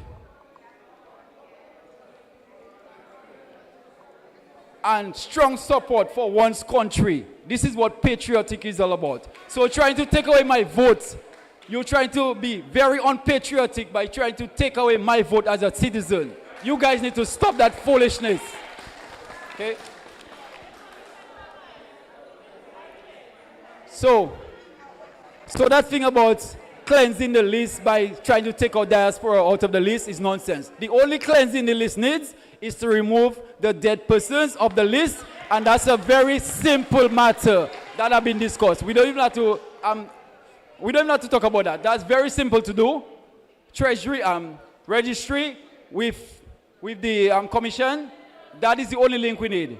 Every death is recorded. As long as it's recorded, send it up there and they take it out. Simple as that. All right. So I just want to applaud the whole report. I mean, it's not everything that everyone will agree with. Me personally, I wouldn't be telling you the truth if I tell you I agree with everything the report says. But it's a report. It is a report for us to a draft or whatever you want to call it, for us to ponder on it and look at it and see what makes sense and what doesn't make sense and come up with a consensus that makes sense moving forward with that reform. That is what it is. Okay? So certain things don't make absolutely no sense. You cannot take up people off the list because we are all Dominicans. We need to vote. So I just want to say that I thank everyone here. I mean, we have different opinions, but we don't have to be rude to each other. You don't know me, I don't know you. You don't have to tell me go back. I have, so. Thank you. I mean, that's just how it is. Thank you very much. And my name must stay on the list because in a few years, I think I might be moving back again for a couple of years and I will come back and vote again. So you guys can never stop me from voting. I must come back and vote. Thank you. Okay, so Binta Prosper is still here. Good evening, everyone. Take your time. My name is Binta Prosper, and everybody know me as Scholars. I am from the Mao constituency, voting Kenfield. I am an NEP worker and a very proud Dominican, I must say. Good night, liberals, observers, dignitaries, acting Prime Minister, everybody. We are here, we say about electoral reform. What is electoral reform? The people who are asking for electoral reform are not here. Where are they? Okay? Electoral reform is not just about Byron says, PM says, Kasani says. It is a debate, a consultation for all and everyone in the country, whether you like it or not. That is the reason I am here. I am not here for labor. I am not here for workers. I am here for my rights as a Dominican. You know what? We usually say, hey, we are Dominicans. Isn't Dominica an independent country? Why should we have to look for people to help us? And we have diasporas that aiding, and then we say we do not want them to vote. If you don't like the Americans, don't like the biscuits. Okay? On the point of ID, Hold on, Binta. everybody in Dominica. Sorry, just 1 minute. I'm not cutting you Okay, off. There is a everybody- vehicle. Hold on, PN320. Can you please move your vehicles? You are blocking someone who really needs to move right now. PN320. If you are in here, please move your vehicle. Go ahead, Binta. I can continue? Go ahead. Yes. Can I continue? Now, if you don't like the Americans, don't like the biscuits. On the point of ID, if I have a driver license, a passport, a social security, anything that has my face, my name, isn't that my identity? Am I a female or a male? Doesn't it say that on the cards or on the whatever you want to put? That makes no sense. Okay? And to tell me I am a Dominican, my sister is living in Martinique. Every 3 months or every month she comes down, takes good from Dominica, bring it back to Martinique, to and fro. She's not contributing. So what is contribution? Sitting down and blah, blah, blah, blah. Don't do no work and then you say electoral reform? No. People do your work. I don't have any degrees like you all, and I am not here to say chapter, constitution, and whatever bullshit you're talking about. Okay? I am here to make my point. Yes, because to me, most of the people are plain educated. I work on the road. I'm a sanitary engineer. But all you have all the degrees. All the degrees. Yes. You are, yes. Yes. Yes. Quiet. You have all the degrees, or you have all the credentials, and yet you block your minds to one set of nonsense in this country. Everything we say, this one, that one, nobody says us. I am at fault as well. If I don't help the country to move, how is it going to move? This is the right of a Dominican. This is the right of a patriotic citizen. You cannot tell me don't vote. Well, you tell me don't vote. Pal Rep, Acting Prime Minister, PM, get your task force that I'm coming. I am coming. You're not holding me back. Okay? I think everybody, whether crippled, retarded, reading, writing, none, have a right to express their views. Whether I like it or not, but I am a Dominican. I have a right to voice my views. Okay? I am very happy for that consultation. Whether you are for it or you are against it. At the end of the day, we are Dominicans. Who like it or not, live. And I warn again, do not try to take away anybody's rights to vote. You all will cause war in that country. And everybody that is here today knows everybody, each and every one of us, is looking for the welfare for all of us family. So if you don't look beyond your nose, don't vex me if I'm doing it. Help to do your work. With that being said, everybody, good night, bless, and think of your future, your children, and your country. Bye-bye.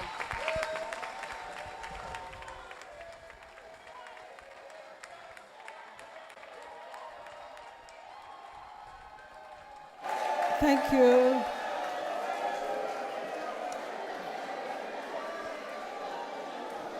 Thank you. Wow.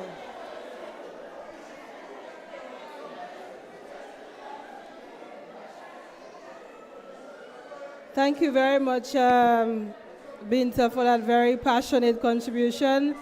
I'm going to call four speakers next, and then we'll take another round of speakers. So we have Mr. Ian Williams, Mr. Felix Thomas, Mr. Michael Timothy, and Ms. Sonia Charles.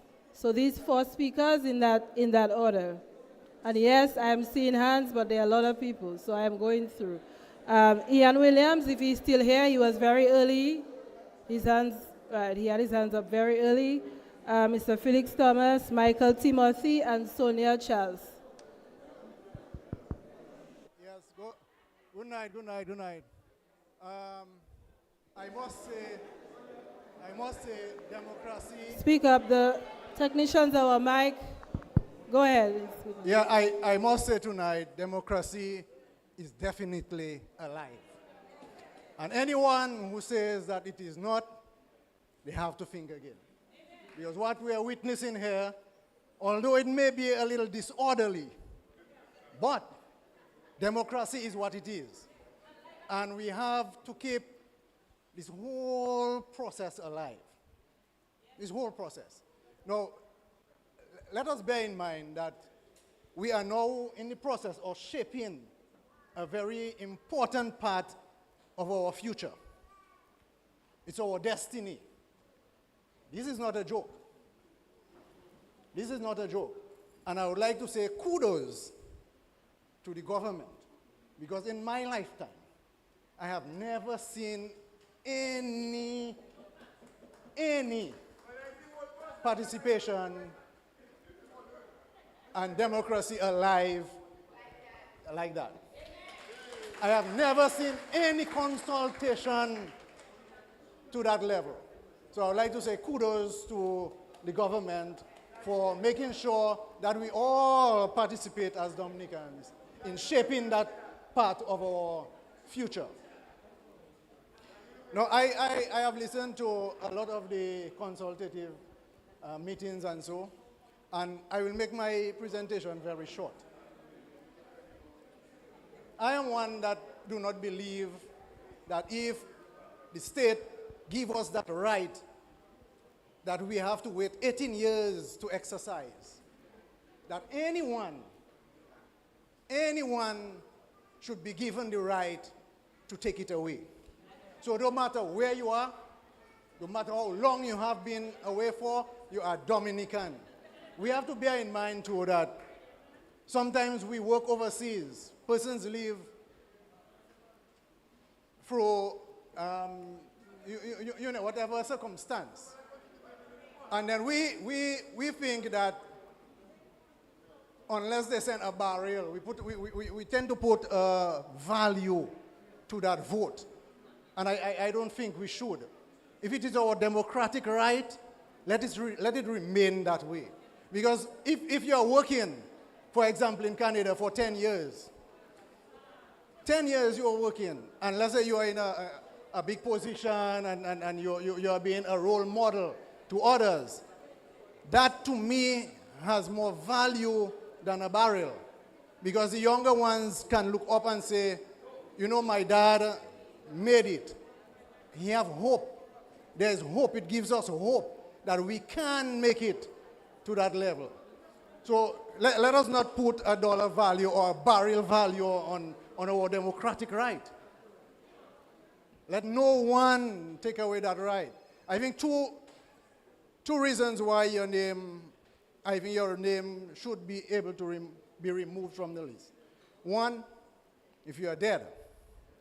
And two, if you choose, let it be your choice. The honor should be on the voter to decide whether or not his or her name should remain on the voters list. Let it be your choice. So you cannot come back and say 3 years, two elections, that, say scary Tifesa. And let us not joke about it. It will be said, you know. It will be said. So let us put the onus on the voter let him decide or let her decide that she or he do not want to participate in the general election. And I should take it further to say that I think that request should be notarized. And it should not just be a note to the registrar saying that I am no longer interested in participating in the election. I think it should be notarized. So you cannot say, next election, oh, my party has a little hope. I want to be re-registered. We have to be serious about those things. We have to bear in mind also that the electoral office is a non-revenue earner to the country. And we have to be careful the burdens that we place on that department of government. We cry, we do not want to pay any taxes. But where do we expect the millions of dollars, for example, to pay for campaign funds to come from?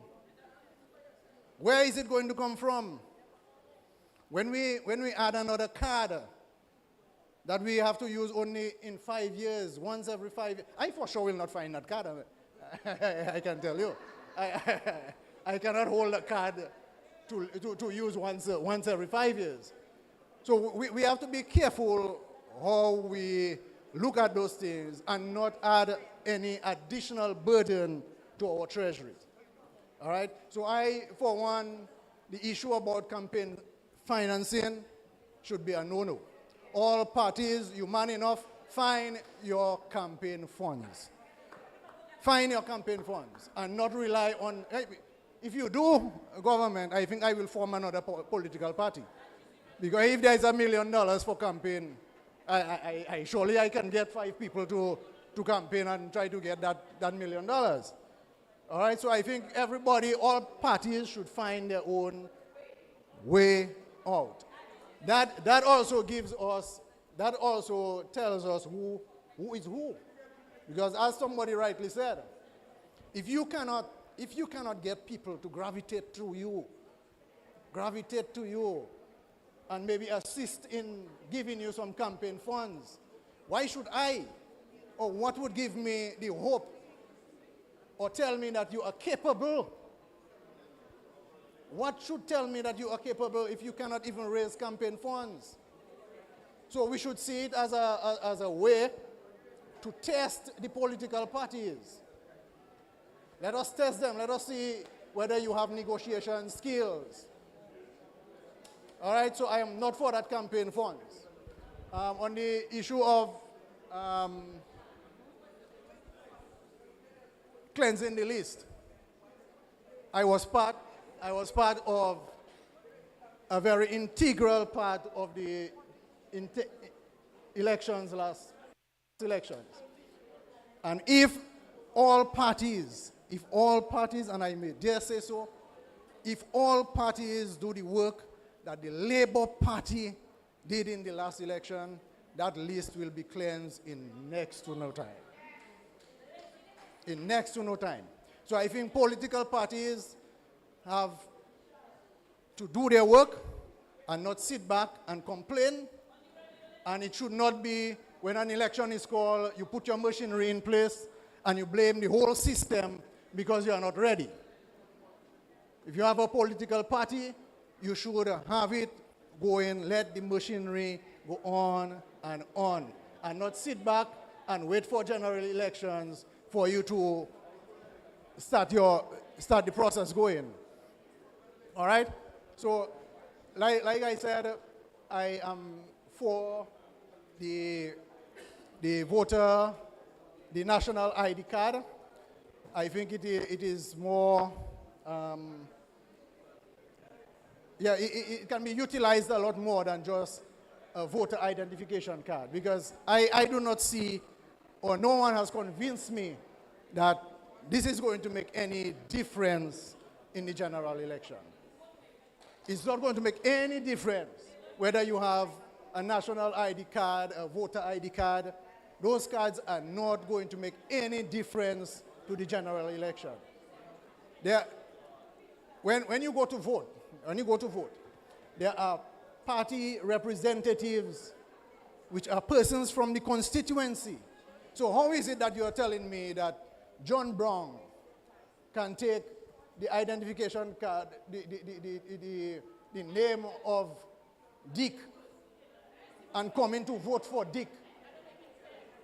That doesn't make no sense, because the persons at the polling station, they know everybody. All right, so that doesn't make no sense. That doesn't make sense. The whole idea is that I am in support of some identification to identify the person who's coming in to vote. Whether it's your passport, whether it's your driver's license, your social security card. The young people, a young lady made a very important point that they do not, at 18, sometimes it's difficult for them to get social security card. So there, yeah, you need to know who is who at that point. So I am all for that. Just one more point. No, I'll leave it at Okay. Thank you very much, Mr. Williams. Mr. Felix Thomas and then Mr. Michael Timothy. Get a mic to him, please.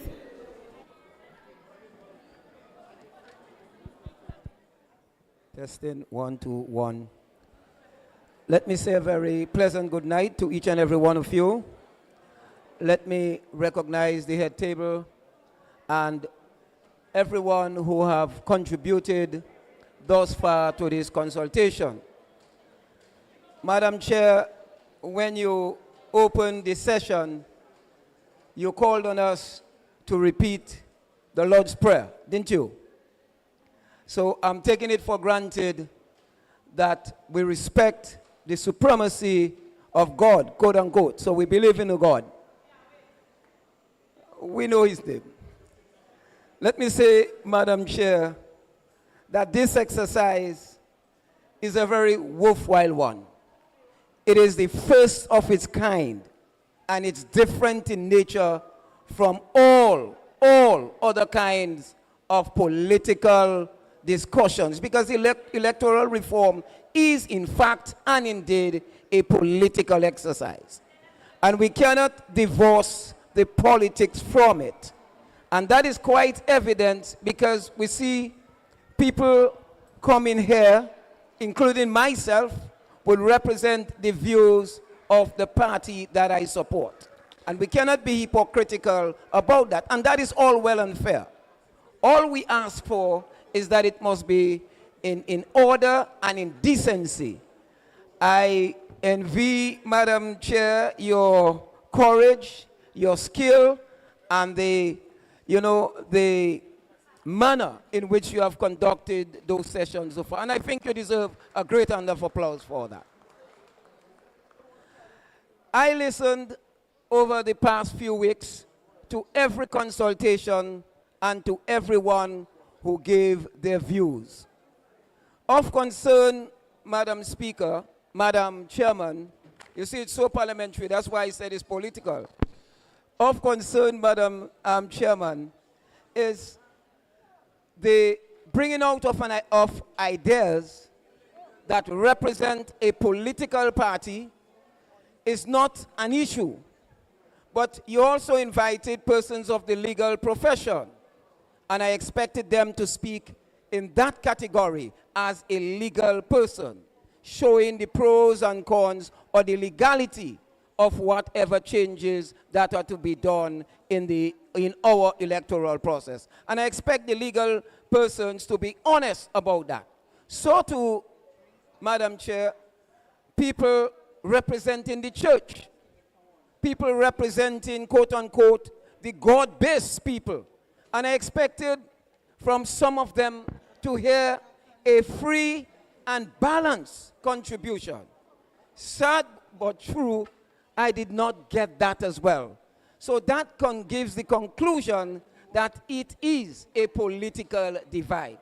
Let me say, Madam Chair, that, God is the supreme ruler of the world, and his desire is that all countries be governed orderly and justly.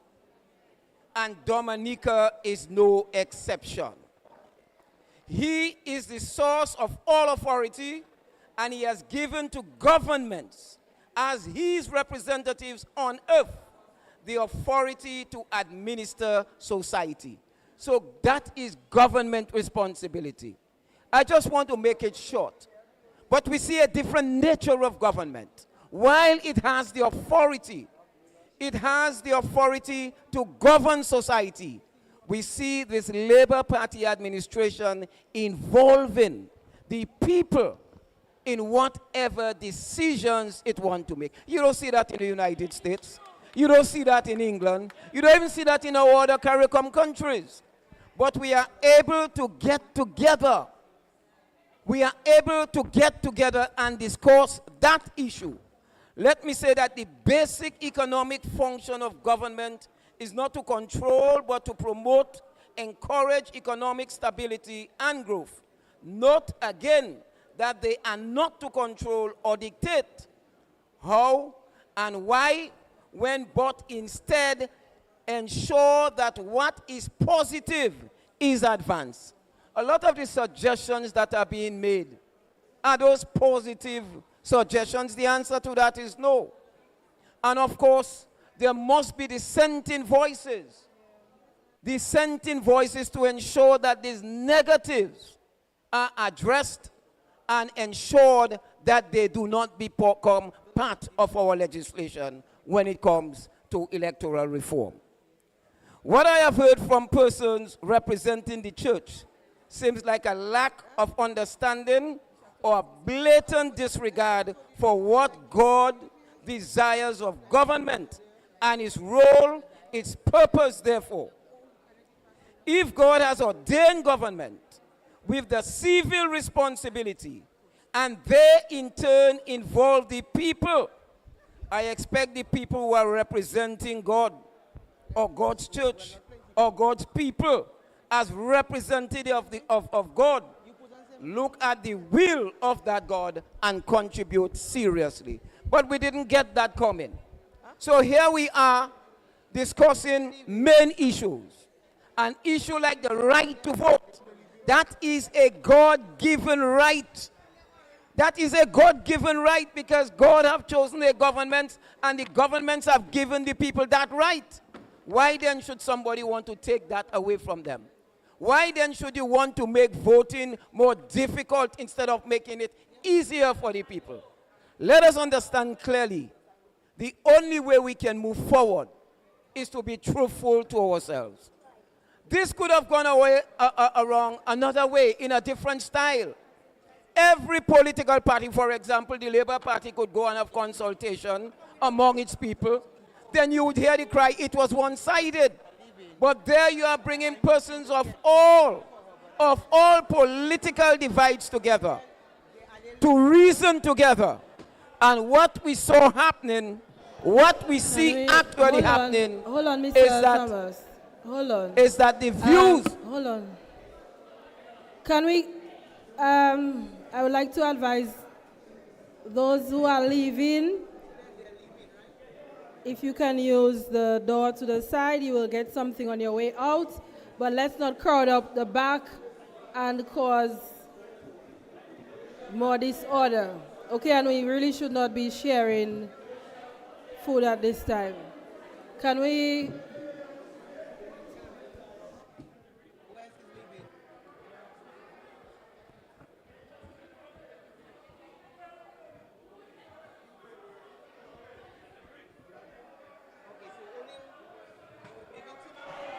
Okay, can we have some order, please? Mr. Thomas is on the floor. If you are leaving, please use the exit to the back. Our staff will assist you on the outside.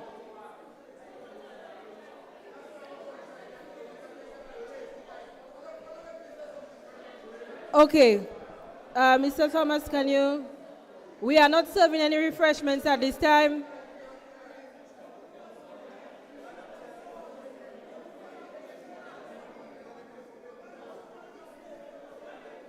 Okay, Mr. Thomas, can you go ahead, please?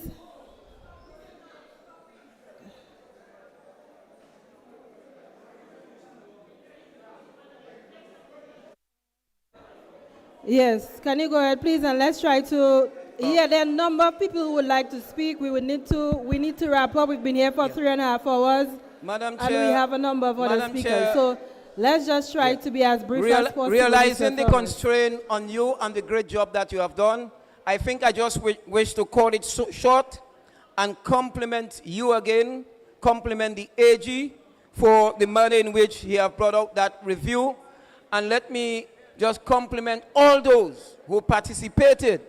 But let me even do that more so to those who were positive in their contribution. Our views, our contributions are not constitutional. But what we must recognize is the government's willingness to have an input from the nation, from the people who will form government. And I believe that is a good exercise, and we should not abuse it, but take good advantage of it. I want to thank you. Thank you very much. Let's have Mr. Michael Timothy, and then Ms. Sonia Charles. There's a mic behind you. Good evening to everyone, the panelists, the protocol established. I'm here tonight to speak as a Dominican. I do not see no party color.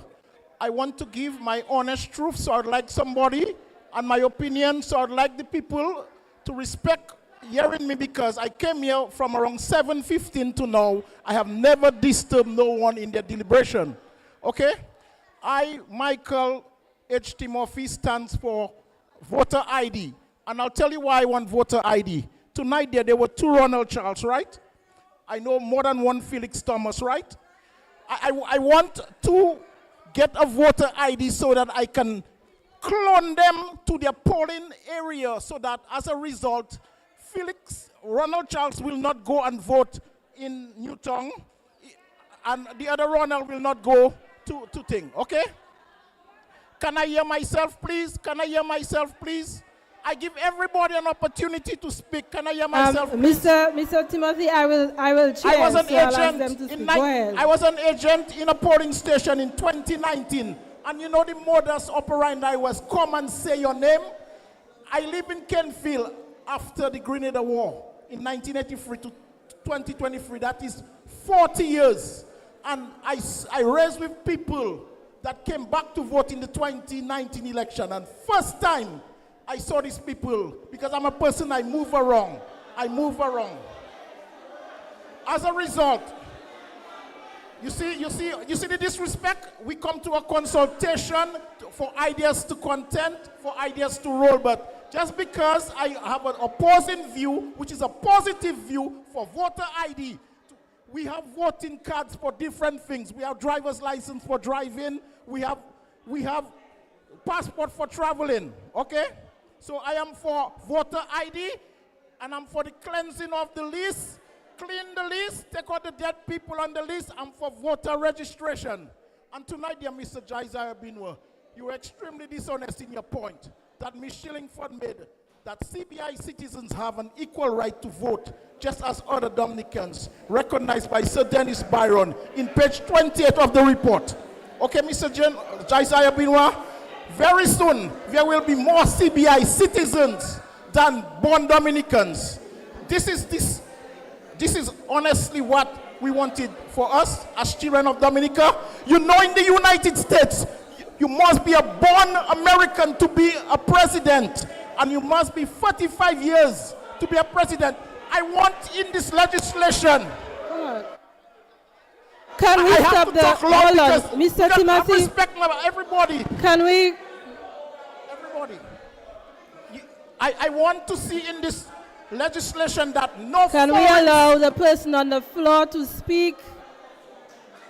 Please, can we have some order? Let's try to wrap up. I realize people, our patience is wearing very thin, so we are going to wrap up. Just try to close up, Mr. Timothy. Electoral reform or modernization, that no foreign CBI Dominican can be the president or the prime minister of Dominica. Please put in legislation.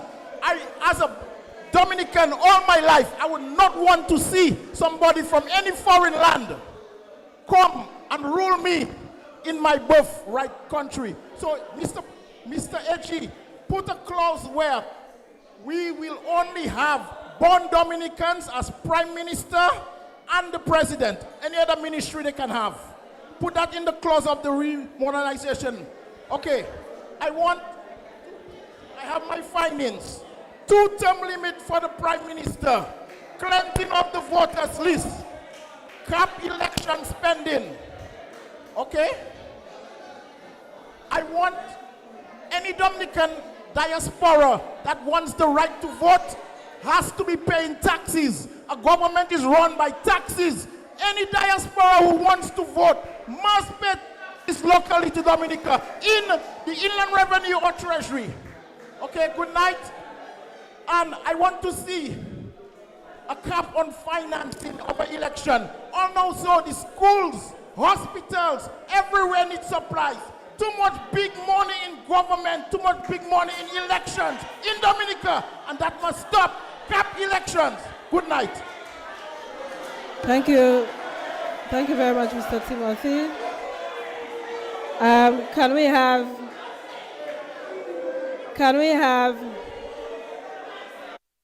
We are going to stop after the last speaker. We will have one more speaker. You all are wearing me out. I'm very serious now. Can we have Sonia Charles, please? Can we have Sonia Charles, please? Is Sonia Charles there? Can we give her the mic? Sonia Charles. If not, then we had Mr. Cyril Peltier and Vado who wanted to speak. We'll take these two. Or else we are stopping at this point in time if we cannot have any order.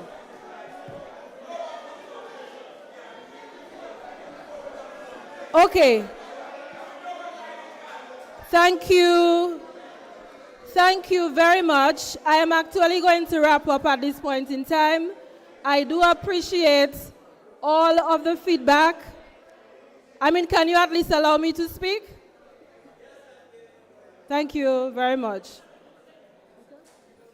Okay. We are going to wrap up. We've been here for about three and a half hours.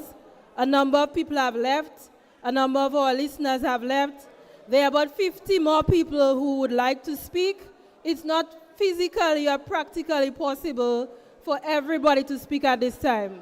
The AG is going to wrap up on a few points, and then we are going to close up. Thank you. Just 2 points, really. One is the issue of taxes that was just been suggested, that taxes should be a requirement for somebody to vote. But in the contribution, the suggestion was anybody who's overseas and wants to vote should have to pay taxes. But if you have to do that, you'd have to make it that taxes would also have to, in other words, for a local person to have to vote, there would also have to be somebody paying taxes. So that is not a practical solution, quite apart from the fact of whether or not it may or may not be constitutional. So I think that's something that we need to bear in mind. The other issue is the reference to economic citizens. That's been made quite a few times. The law and the Constitution is that nobody can be registered to vote, far less to vote, unless they have been resident in a constituency for at least 3 months.